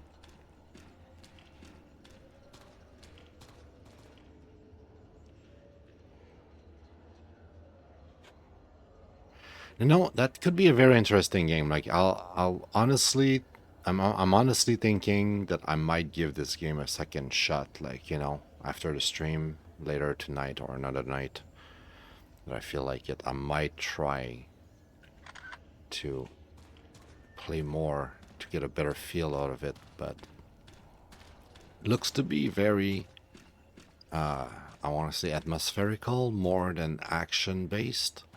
Because, like, we got attacked by, well, we got in very close proximity of all those ghosts or whatever creatures. They never, like, did anything to us. And we could, like, take a picture of one of them that seems to, like, more or less affect it. So I'm not sure exactly what's up with that.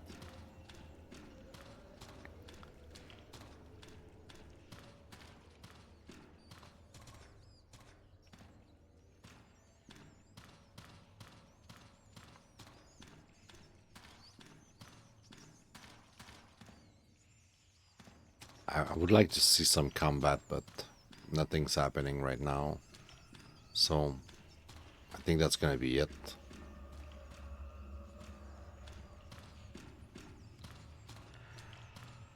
That's the guy, let's follow.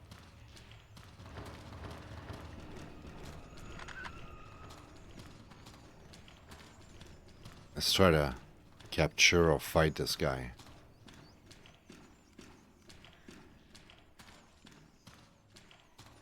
He's running.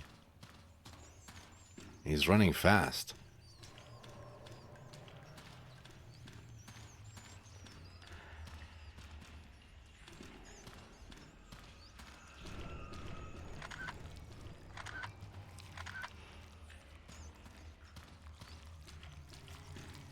There's no exit, bro.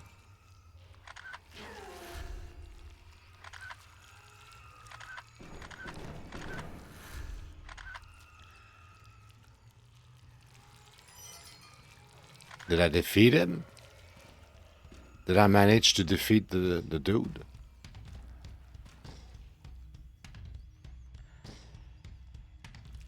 There's music now.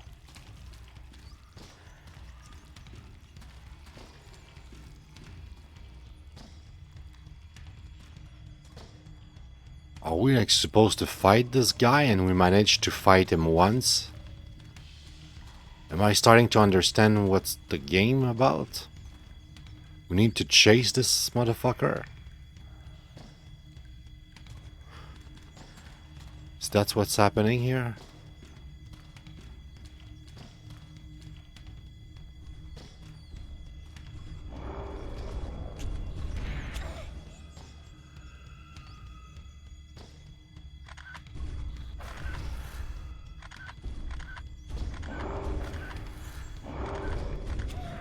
Yeah, I think we're dead here.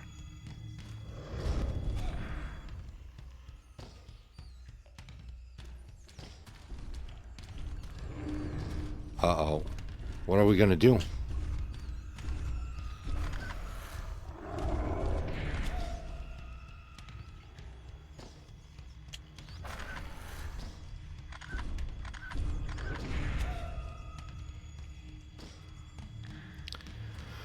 Well, I'm dead. I'm dead. I don't know what to do here. It's gray out. I'm dead.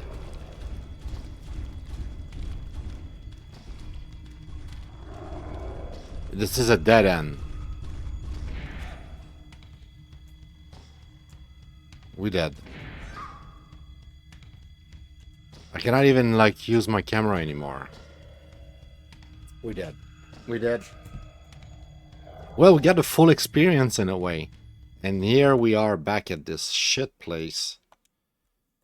Yeah, fuck this game. This is not for me. Oh my god. What is this game? I don't even know how to like...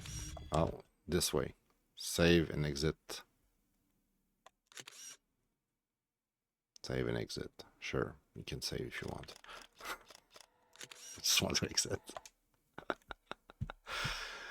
Oh my god. Okay, so what type of game it is? It seems to be some sort of Resident Evil game. Until proven otherwise, until I play more or learn more about the game, I will consider this some sort of Resident Evil game. I'm just not really understanding the combat and what I'm supposed to do and all of that jazz, but I think this was one of those goals that was invincible and I was supposed to run from, but where to, what to do. So like I killed the first enemy, but after that there was this impossible enemy that spawned and I just got murdered.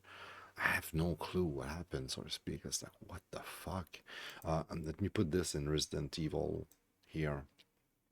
I'll do the rating later for Steam. Metroidvania, I guess. It's in Metroidvania, right? Metroid. Resident Evil, there you go. So for a rating, where is the... I moved this from there to there, thinking I was gonna... It just confuses me. I cannot remember where I put my stuff anymore. So how do you win? Is it really combat? I think it's more puzzle. I really don't know, if I'm being honest. I am not sure. It's following. You're following the character. Sometimes you go first person view. It's a solo.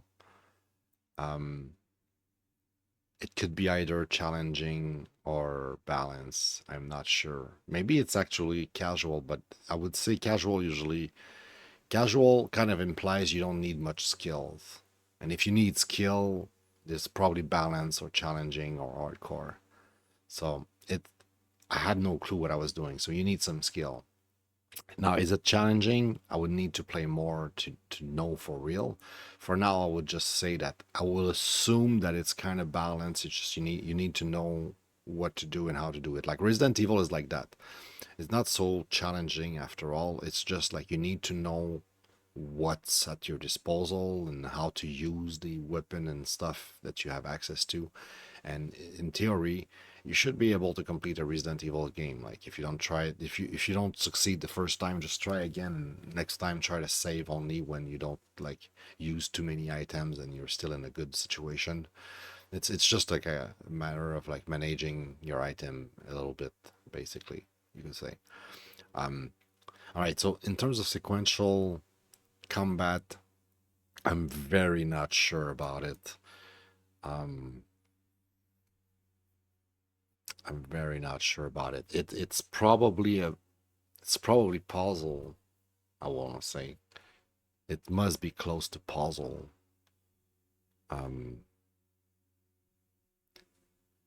Okay, so the question I should ask myself is, a Resident Evil game, do you win because of combat or do you win because of puzzle?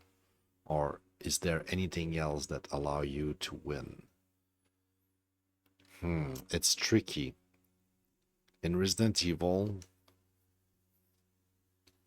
like if you take Resident Evil 4, Resident Evil 4, I want to say is about combat. It's full on, blown, just like from beginning to end. Like sure, there's a few puzzles, but it's really about your ability to survive and fight the zombie. It's like it's very axed on combat.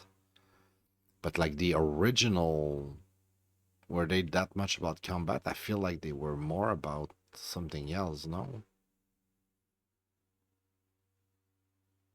It might be combat. And this one, it's hard to say combat because it's a bunch of ghosts. I really don't know. I want to say like it's emergent. It looks like it was open. Like you had a bunch of door. You could choose which door you start with. And for now, I will say combat until I figure out what type of game it is exactly.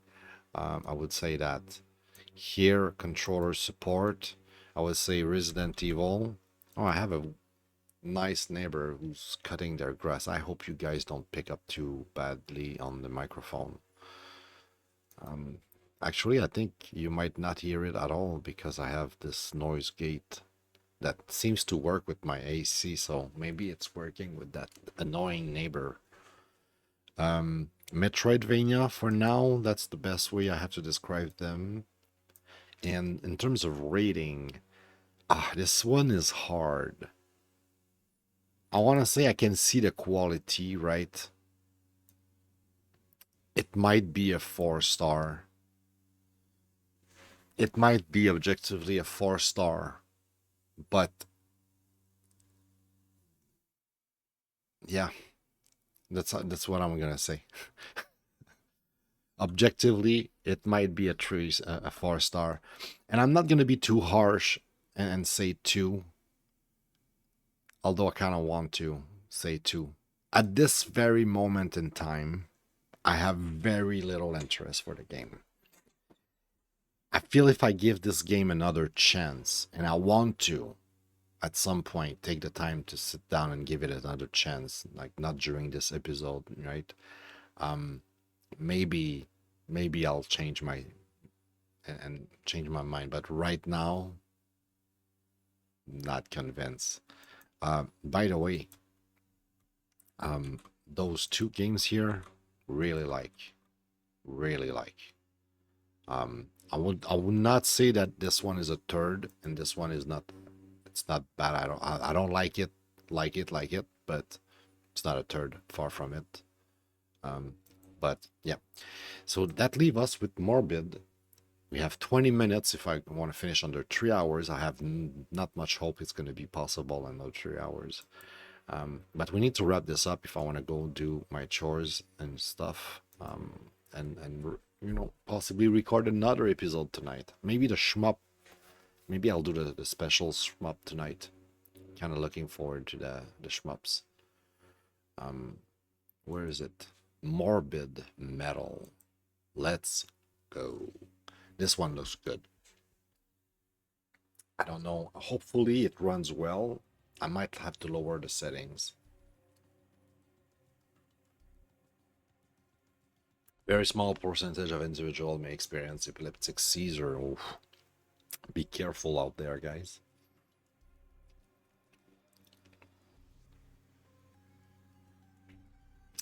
Give me a few seconds here. I'll let... Oh, it's Ubisoft? Ah, that's not a good news. I don't want to play Ubisoft games, like, ever. Like, for real, like... If I can not play Electronic Arts, Ubisoft, Activision... Can I think about any other company? Right off the top of my head. I don't want to play any Electronic Arts, Ubisoft, or Activision. Yeah, that's the big 3 I can think of. I'm sure there's more company that I would really, really avoid. But those 3 company, fuck those.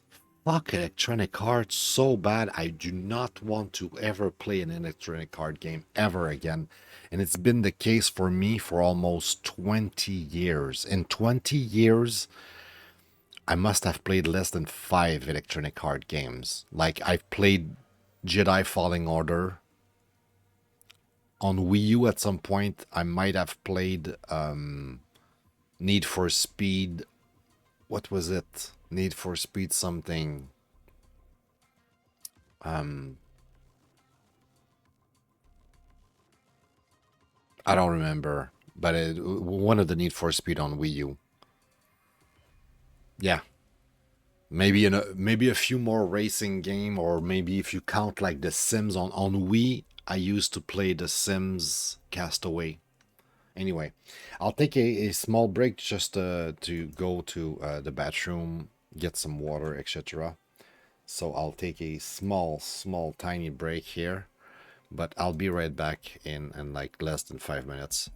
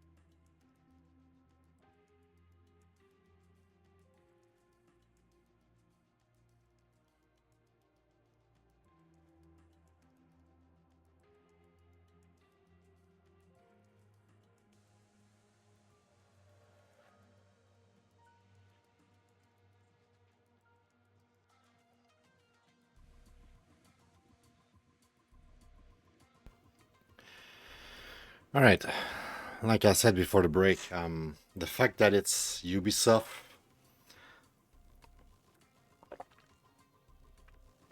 I'm definitely less interested, like for real. But at the same time, what I've seen of the game looks good. Why is it not selecting?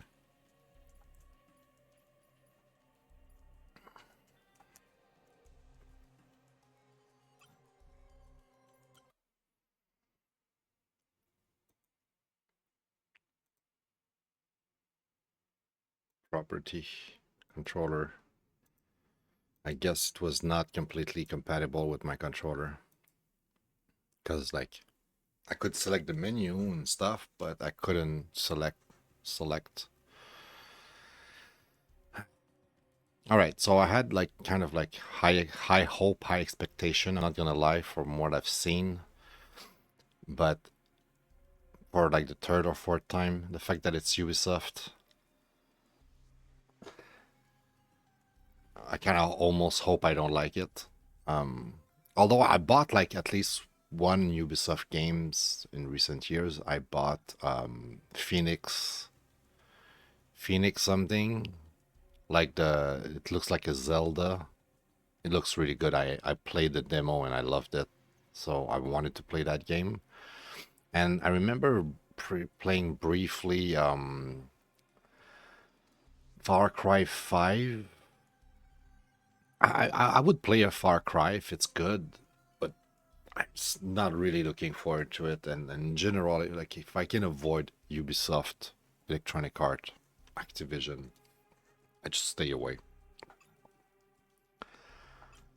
I just stay far away from them. Okay, save demo, sure.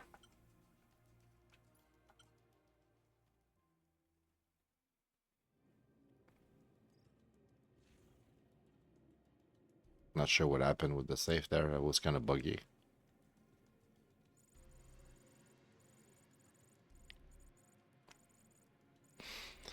All right, I think it's supposed to be some sort of Dark Soul, or at least, you know, maybe more like Sekiro.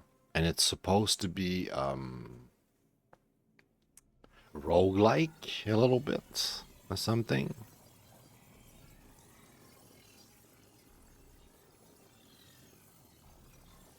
I really wonder why I always get some bots at the worst timing like that.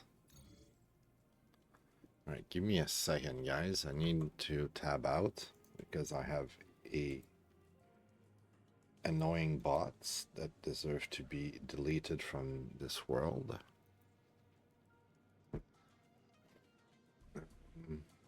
Oh, now I need to check another thing. Great. Couldn't see my all right, when I switched to the game for a second there, I saw the frame dropping. Hopefully I'll check maybe the settings before I get into play. Make sure the settings are not too high.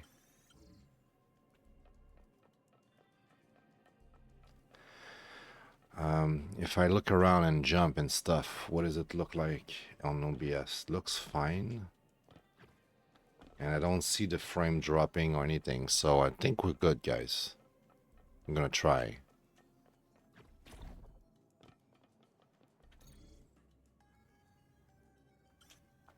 Will it be enough this time? I think they want to have like something like Warframe. I mean, I played Warframe once a long time ago. I remember the movement being very good. And I think they try to emulate this here. RT to dash, and release it to keep running. They find their feet so quickly these days. No stumbling around on patchy biped algorithms. Almost makes me nostalgic. I sort of knew we could double jump somehow.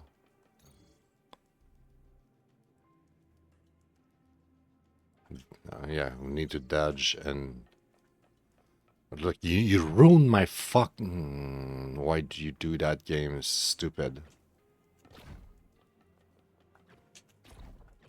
What an elegant moveset you inherited. How pleasing. Anchors. Okay, anchors. Oh shit. Okay, so you can like LT to follow it, to dash and jump. Okay, so with LT you can. Okay, I think I understand.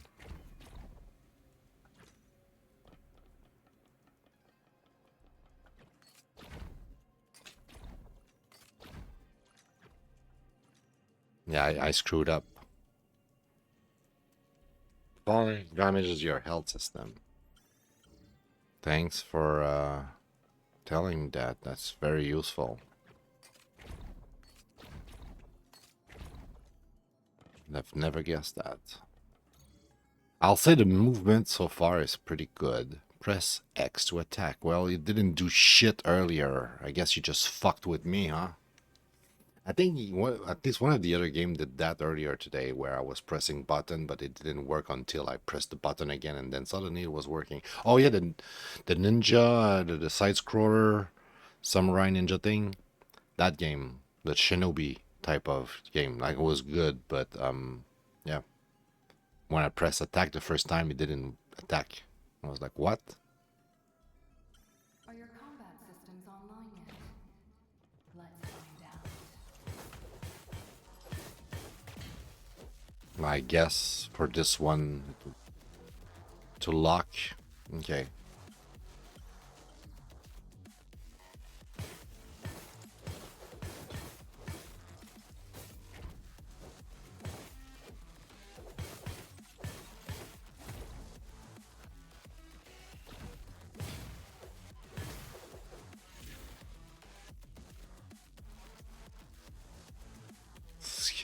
Skill take time to recharge.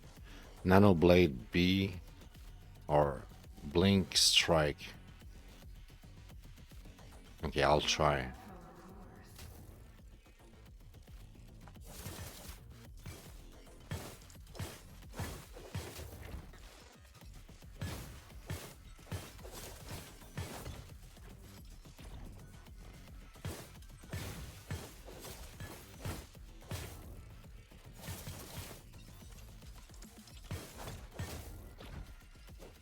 Wait, there was an option there.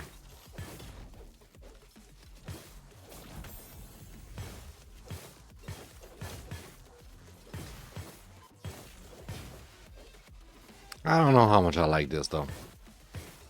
It's like they're trying too hard to like. It's like they're trying to give too much impact on during combat. And instead of being just satisfying, it's a bit annoying. I don't know. It's not bad. It's not bad. I screwed up there. I was supposed to.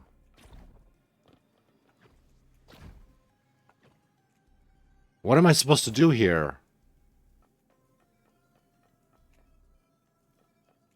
I'm pressing the button, bro. What do you want from me? What do you want from me here, game? I don't know what's that. Maybe I was supposed to pick that up. Maybe not.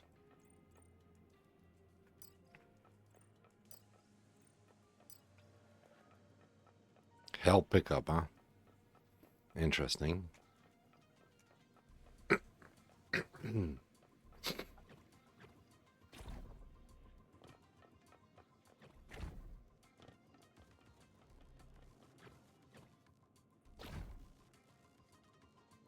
I don't understand what we're supposed to do here. What did I miss, guys?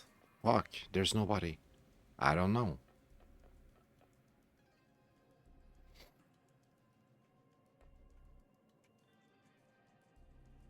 Let's see if I use keyboard and mouse. It says C. Pressing C doesn't do shit. Well, then I don't know.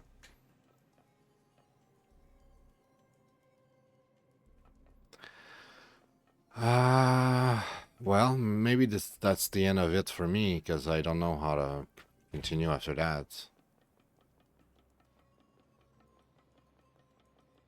Maybe I'm going the wrong way. That's the problem.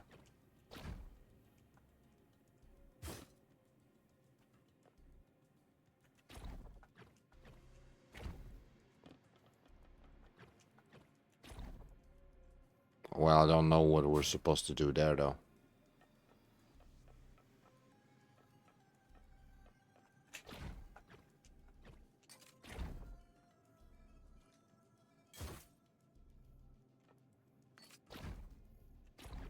Oh.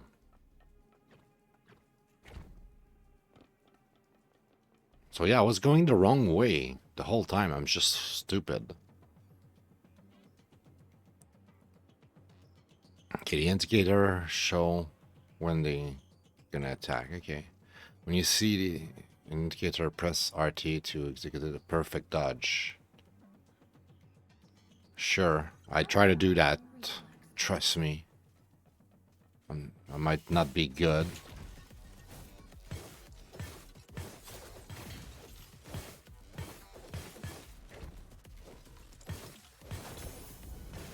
Oh, that's the perfect dodge. Okay, I see what they mean by perfect dodge.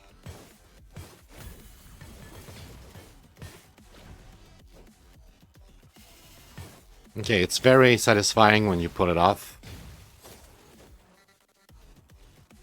Charge your special skill by performing combos.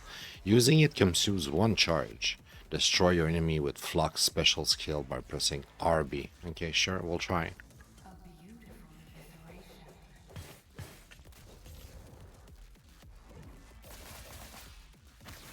Ooh, nice.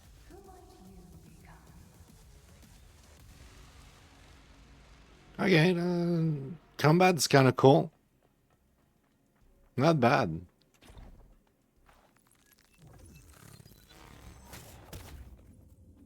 When I've lost like 1 or 2 frames at some point. I'm just saying, clearly. Oh, I saw the FPS drop right there. It went to like 56 frames per second. We might have lost some frames. Loading.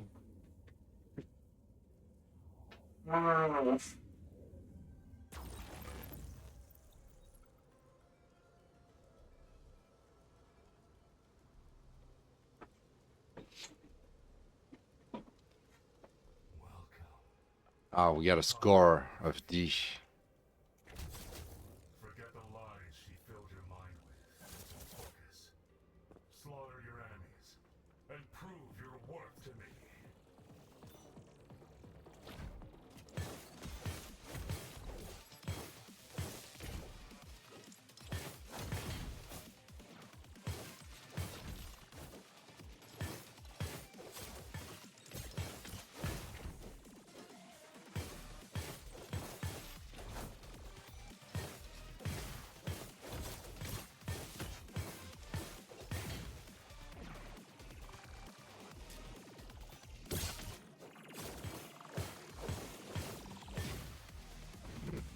This is kind of cool, though. Okay, what's happening here? Rage in the Machine grants damage boost when your health is below a certain threshold. Oh yeah, right. It's supposed to be a bit like they say roguelike, but I think they're trying to be like the Vampire Survivor type of.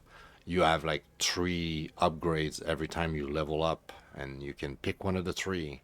Next run, you can pick something different and make a different build. So interesting. Instantly kill enemies hit by Flux Plane form if they fall below a certain health threshold. The health threshold right now is at 1%, but if they fell below 11% while you do that Judgment Day, it instantly killed them. Okay.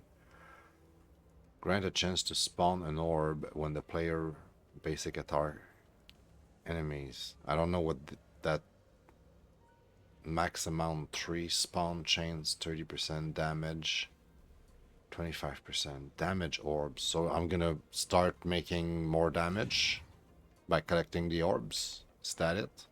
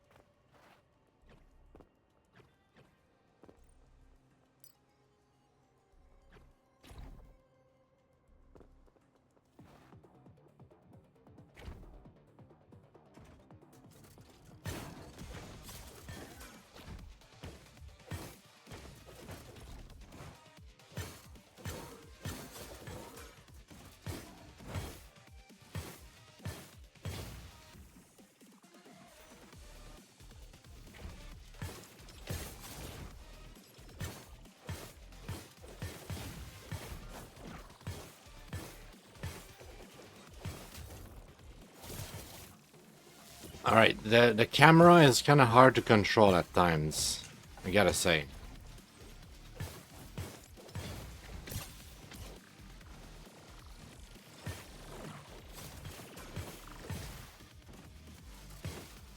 It smells like rain.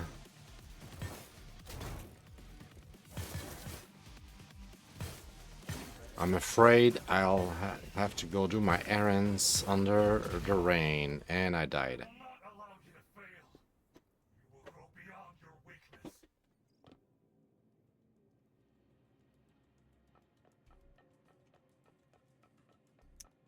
Welp.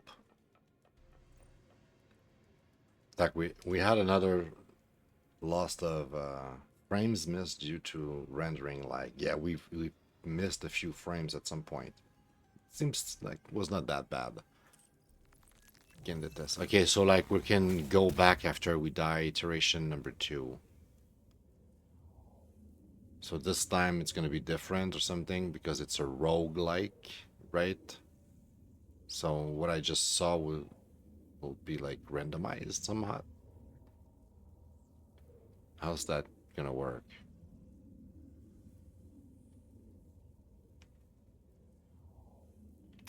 We're probably gonna play just a little bit more, but not that much more. Morbid June. Okay, yeah, they kind of specify up there, like the build and everything. So we're basically back where we were.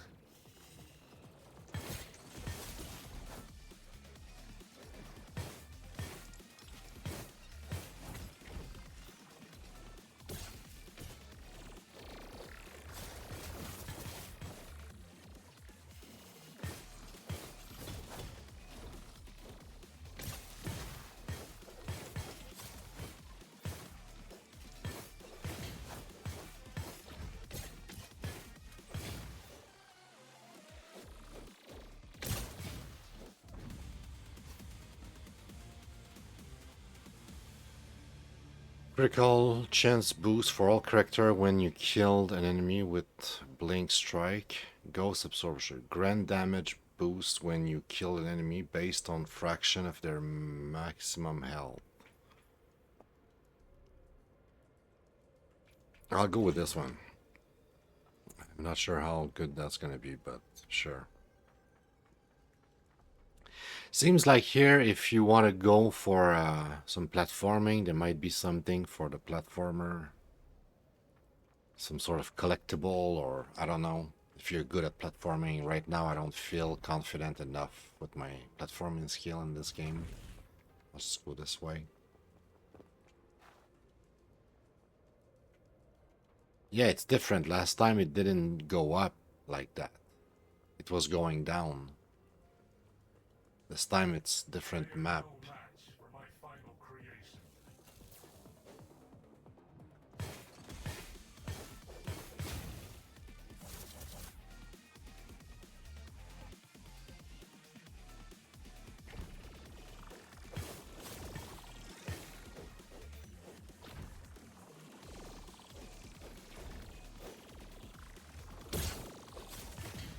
Bro, The flying things are really annoying.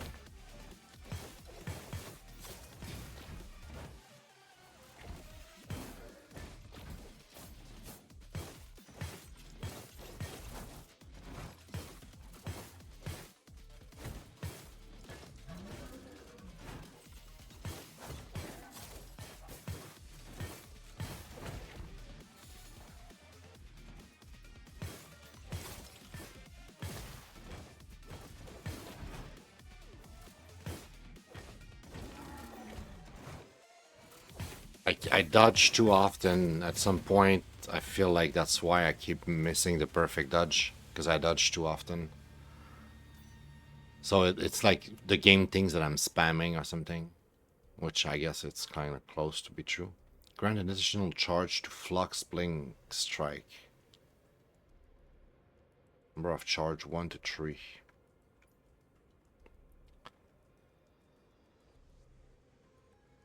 Sure.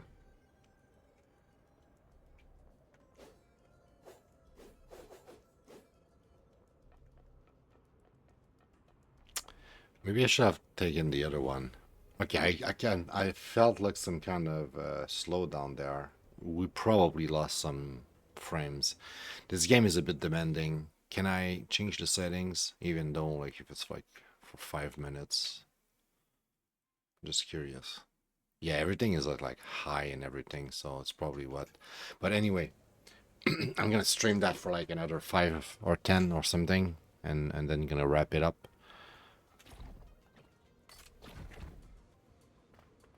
But very impressive. Like, I'd say if it's priced well and there's not like some kind of garbage bullshit that comes with it, it's an interesting game. I might play more of it. It's kind of like almost like a Vampire Survivor, but it's more with one character, so it's closer, like with like a third-person view, so it's closer to a Dark Soul, but you don't have stamina like in a Dark Soul.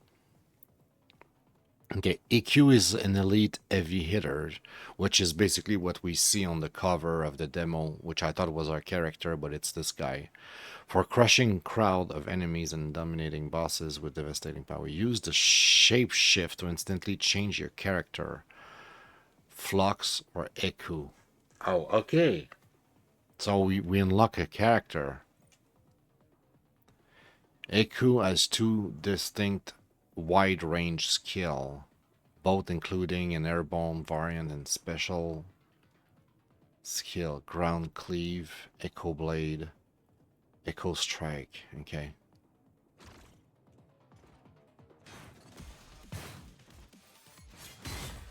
Okay, he's definitely slower.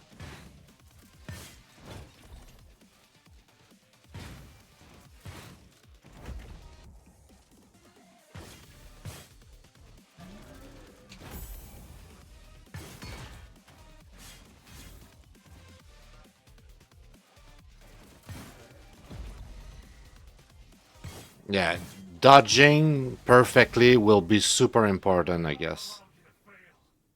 Okay, I think we've seen enough, guys. There's more to the demo. Maybe there's some sort of giant boss fight that would see if I kept playing, which I might play more once again. This one intrigues me, and it's interesting enough, and the gameplay is sharp. There's the downsides that I can see right now with the game is the camera. The camera drives me insane. It has a really hard time. Maybe there's a way to like control it better that I was not doing correctly or something. But even with the way they told me that I could like select like focus on one enemies and stuff, the camera, like I keep being behind the enemies and being at the wrong angle. It just feels wrong. And it's not pleasant when you're trying to fight at this kind of speed and everything. But even with that, even with the camera problems, the combat felt great. Like, I gotta give it to this game. It's solid. It's really, really solid. But yeah, my two gripes would be the camera and the fact that it's made by Ubisoft. That's really what's kind of killing it for me. And when I say kill it, it not completely kills it. Like I'm still interested by the game. You see, I had like high expectation. I didn't want to go like it's gonna be the perfect game. I didn't know. I didn't want to believe that either. Is it too loud? It's a bit loud. Just a tiny bit. I'll try to reduce this slightly. But yeah, I had good expectation because, like I said, what I heard people say about it after they played the demo and what I've seen during the show and during other like videos that I've seen on YouTube of people referring to the demo and the game. Well, I guess the demo. Well, I guess we could.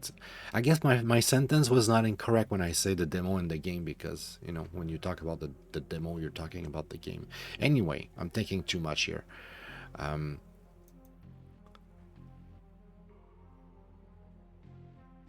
Is it 5 though?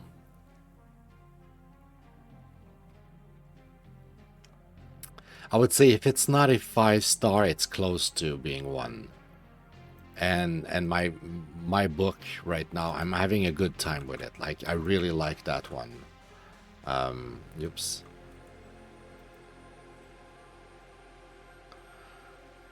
Also, I was just wondering, like, did we had a winner last time? And we did had a winner. It was 8-Bit Space. By the way, 8-Bit Space was so good. I kind of technically in a way like kind of beat Trolley Problem first because it's a bunch of quiz, but there's 2 more quiz. But even though like I consider the game beaten, there's 2 more quiz to take, so I'm gonna try to completely finish all of the quiz before I consider the game beaten. But technically I beat the original quiz and like 2 more extra quiz, and there's like there's a lot of content in that game. There's like 6 quiz total, and you can have like 2 randomizer that like goes with both type of quiz, because the first one is about the trolley and the second one is about like driving a car basically and being in the car.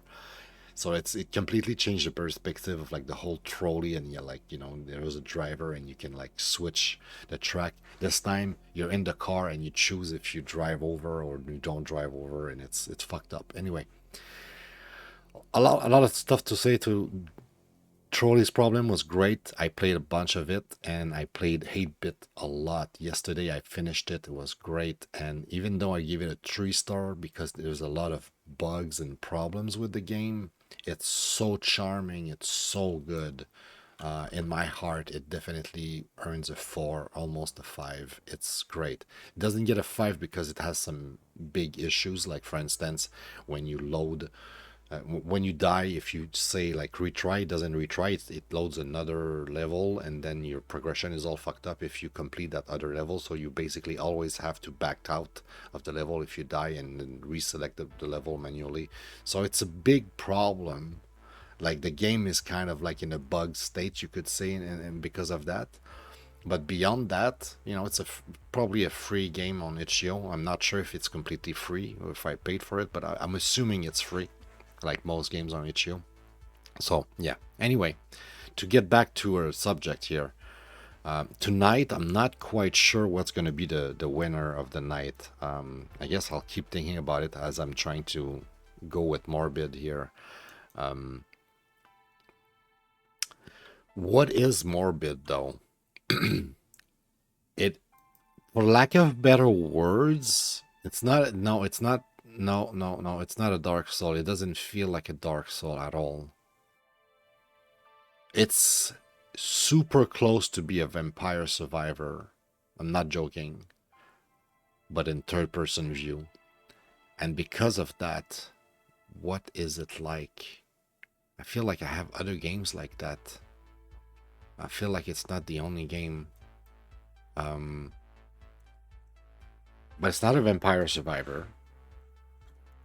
I'm not sure what in how to classify it. We had controller support for this, yes. We both played briefly. I think this one is about combat. I'm pretty sure. I doubt the combat for this one. I'm not entirely sure, but this one seems to be about that. This is iterational. This is meant to be. It's meant that you're gonna die and you're gonna play again and you're gonna play again, and every time you play, the game is randomized. It's procedurally generated to be a different experience each time you play. So it's definitely iterational in that sense. You're following the character, your third person view, yes. It's a solo, and it looks to be aimed at being very challenging. Not necessarily hardcore because you don't die instantly, and I think you might like some Vampire Survivor game, like what they call a roguelite element, like the fact that you can choose like 3 upgrade when you leveled up or you do whatever in this game. It might have like some sort of like meta progression that whenever you do a run, you accumulate some kind of credit that you can exchange to upgrade your characters like on a steady base, which means that you will eventually be stronger and be able to overcome what you couldn't do in your prior runs because your character were kind of handicapped, right? Which is a thing with Vampire Survivor game. It's kind of the structure of the game and how it's like basically build how the system works, right? You're kind of like starting with an handicap. Your character doesn't have its full potential and you need to grind money, and the way to grind money is to play and play and play again, and each time you play you accumulate a little bit of money, and with that money you exchange it to reclaim all of the handicap that you have against your character. And once you removed enough handicap that it allow you to play at a and perform at a higher level, and then you can beat the game as you should have been able to beat the game from the start. But if they done that, the game time from the game play time would have been from, you know, hundreds of hours, or at least, you know, tens of hours. It would be reduced to like maybe 2 hours or like 30 minutes if you do it first try. So to prevent that and extend the durability, so to speak, the duration, it's kind of a good and bad thing to do, because it also make it so that, I say handicap, but sometimes there's also a bit of power that comes with it, and eventually you get strong enough that even if you're quote unquote a less talented player, you can level up enough that you can get through the experience and win anyway. So in that sense, it's kind of good. But to me, it always feels like you're just extending my gameplay. Like if you had given me all of those skill level from the ground, you know, running from the get-go, I would have been able to possibly beat the game in like 2 hours, a few attempts, if not the first attempts. And like, why are you forcing me to grind hours and hours, sometimes almost 100 hours, just to be able to beat the game that I should have been able to beat because I'm, you could say, talented or whatever, lucky, whatever it is the case. But like, you know, it's not the best. It's not the best design, I want to say. Also, the music ends here, reminding me that maybe I'm taking too much time, talking too much. But yeah, that's about it. This game is definitely challenging. When it comes to what it is, it's hard to pinpoint exactly. It's not a Vampire Survivor game. Oh. Okay, I have an idea. I'm just gonna go fighting here, because I don't have spectacle fighter, which is what people usually refer to those type of game. It's like a spectacle fighter. It's a fighting game that really looks beautiful, that is very like watching a movie, and it's like it's blowing you away because it's how beautiful the combat is. And it's like the kind of like Bayonetta, Devil May Cry, you see the drill, right? So like those games, don't really have like the element of exploration and puzzle that you could find in a game like Tomb Raider or, you know, like Prince of Persia. Because Prince of Persia, you have somewhat of bit of combat, but the combat is like secondary, right? You have more like exploration and puzzle or whatever, as opposed to combat where in this game you do not care about platforming that much. There's a bit of platforming. It clearly is part of the game, but it's not focused on platforming. It's focused on combat. So it's a fighting game first, more than anything else. Do I have DMC, Devil May Cry, DMC? No, I don't have DMC. Do I have Bayonetta? I don't have. I'm gonna put DMC in. I like DMC a lot. I think it's very popular. Maybe even more in the sense that Bayonetta, even though Bayonetta was super popular since when it came out and since, right?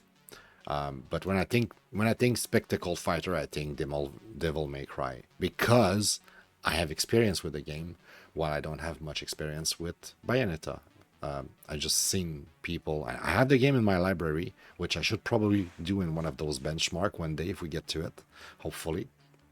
But I don't have direct experience myself, so I'm gonna say DMC here.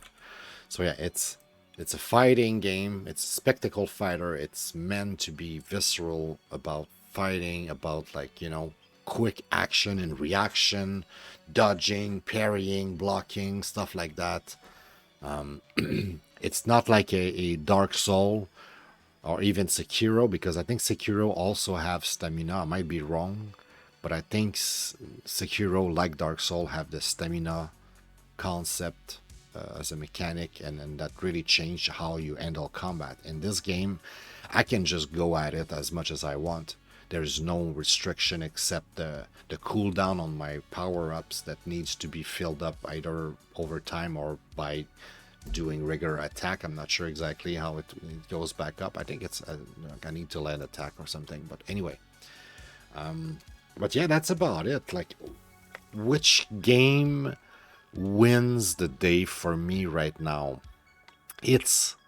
I'm gonna be honest, it's actually kind of tough. Morbid Metal was very impressive, yet no matter how impressive it was, do I really want to go with 5? I don't know. It seemed of very good quality and everything, so I don't want to be harsh with it either. But like everything, it might be revised eventually. But yeah, I don't think it was that exceptional, that mind-blowing that I want to go with it. I was way more impressed by those 2 games. And if there's one of the games that I will play more after the stream, right? And in the future, in short terms, it's most likely going to be one of those 2. I want to say, like, this one is a demo, so I cannot play the game. I don't have it. So if I play one, it's probably going to be that. Which one impressed me the most? It's... You know what? This... Oh, not true. Not true. Not true. It was not perfect either. That's why they both have 4-star instead of 5-star. Holy cow, yeah. I remember now. And even in this one, there was some kind of... with the UI, the button prompt, maybe because I'm using a third-party controller, that's very possible. But like when it used to be like the time to select an option for the dialogue or whatever, I was not quite sure which button to press because the prompt were not matching. The same way when I try to go back to the game, being like super impressed by the game, being like, oh yeah, this is gonna be a 5-star, I love it and everything, but then I realize, oh, the button mapping seems to be fucked up. That kind of made it lose points. So they both have issues. right? And it's weird, right? Because I haven't had much issues with this one besides the camera. I really personally had a big problem with the camera, but I think it might not be the end of the world, and it's probably fixable before the release of the game. And we're talking about Ubisoft, for fuck's sake. Like, of course you expect some kind of quality here. Cannot be like, you know. In fact, you're expecting way much more than you would expect from anybody else, which you could say is like maybe not super fair, but then again, it's Ubisoft. You cannot be on the top dog without, you know, having some scrutiny. Anyway, it's really between those two.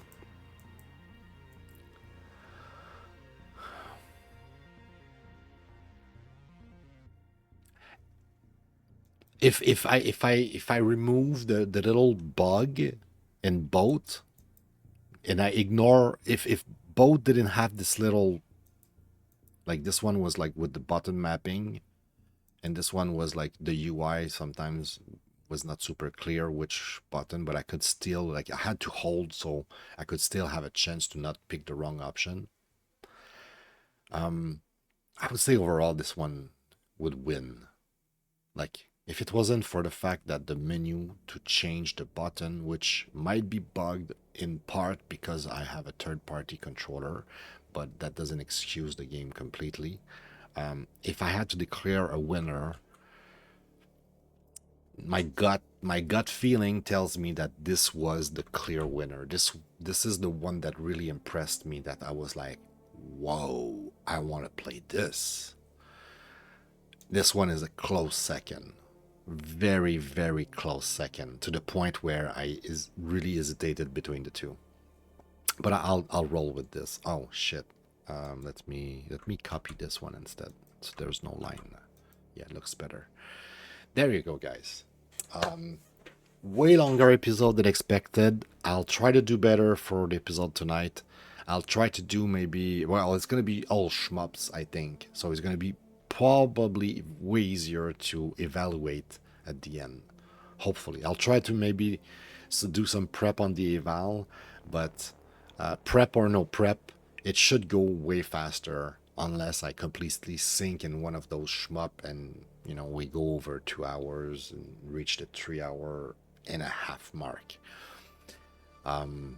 Which is not a big deal, but it's just me personally, that's my objective. I want the show to be smaller. I want the show to be shorter. I think 2 hours should be plenty time enough to get over 5 games. Alright, guys. I talk so much. I'll stop it here. I need to go get some food at the Walmart and do some other things.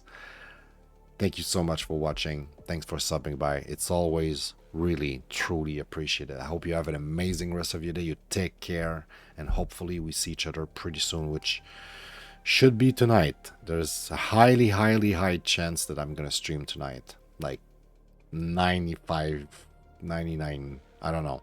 High percentages of chance. I don't see why I would choke unless something happened in my life, personal life or whatever. I'm gonna be there tonight. And until tonight, remember, life is super short. Make the most out of it, for real, and go out there, be that specific change that you want to see in our world, because only you can be that change that you want to see in our world, for real. Go out there and be that change. Nobody else can, so you kind of have to.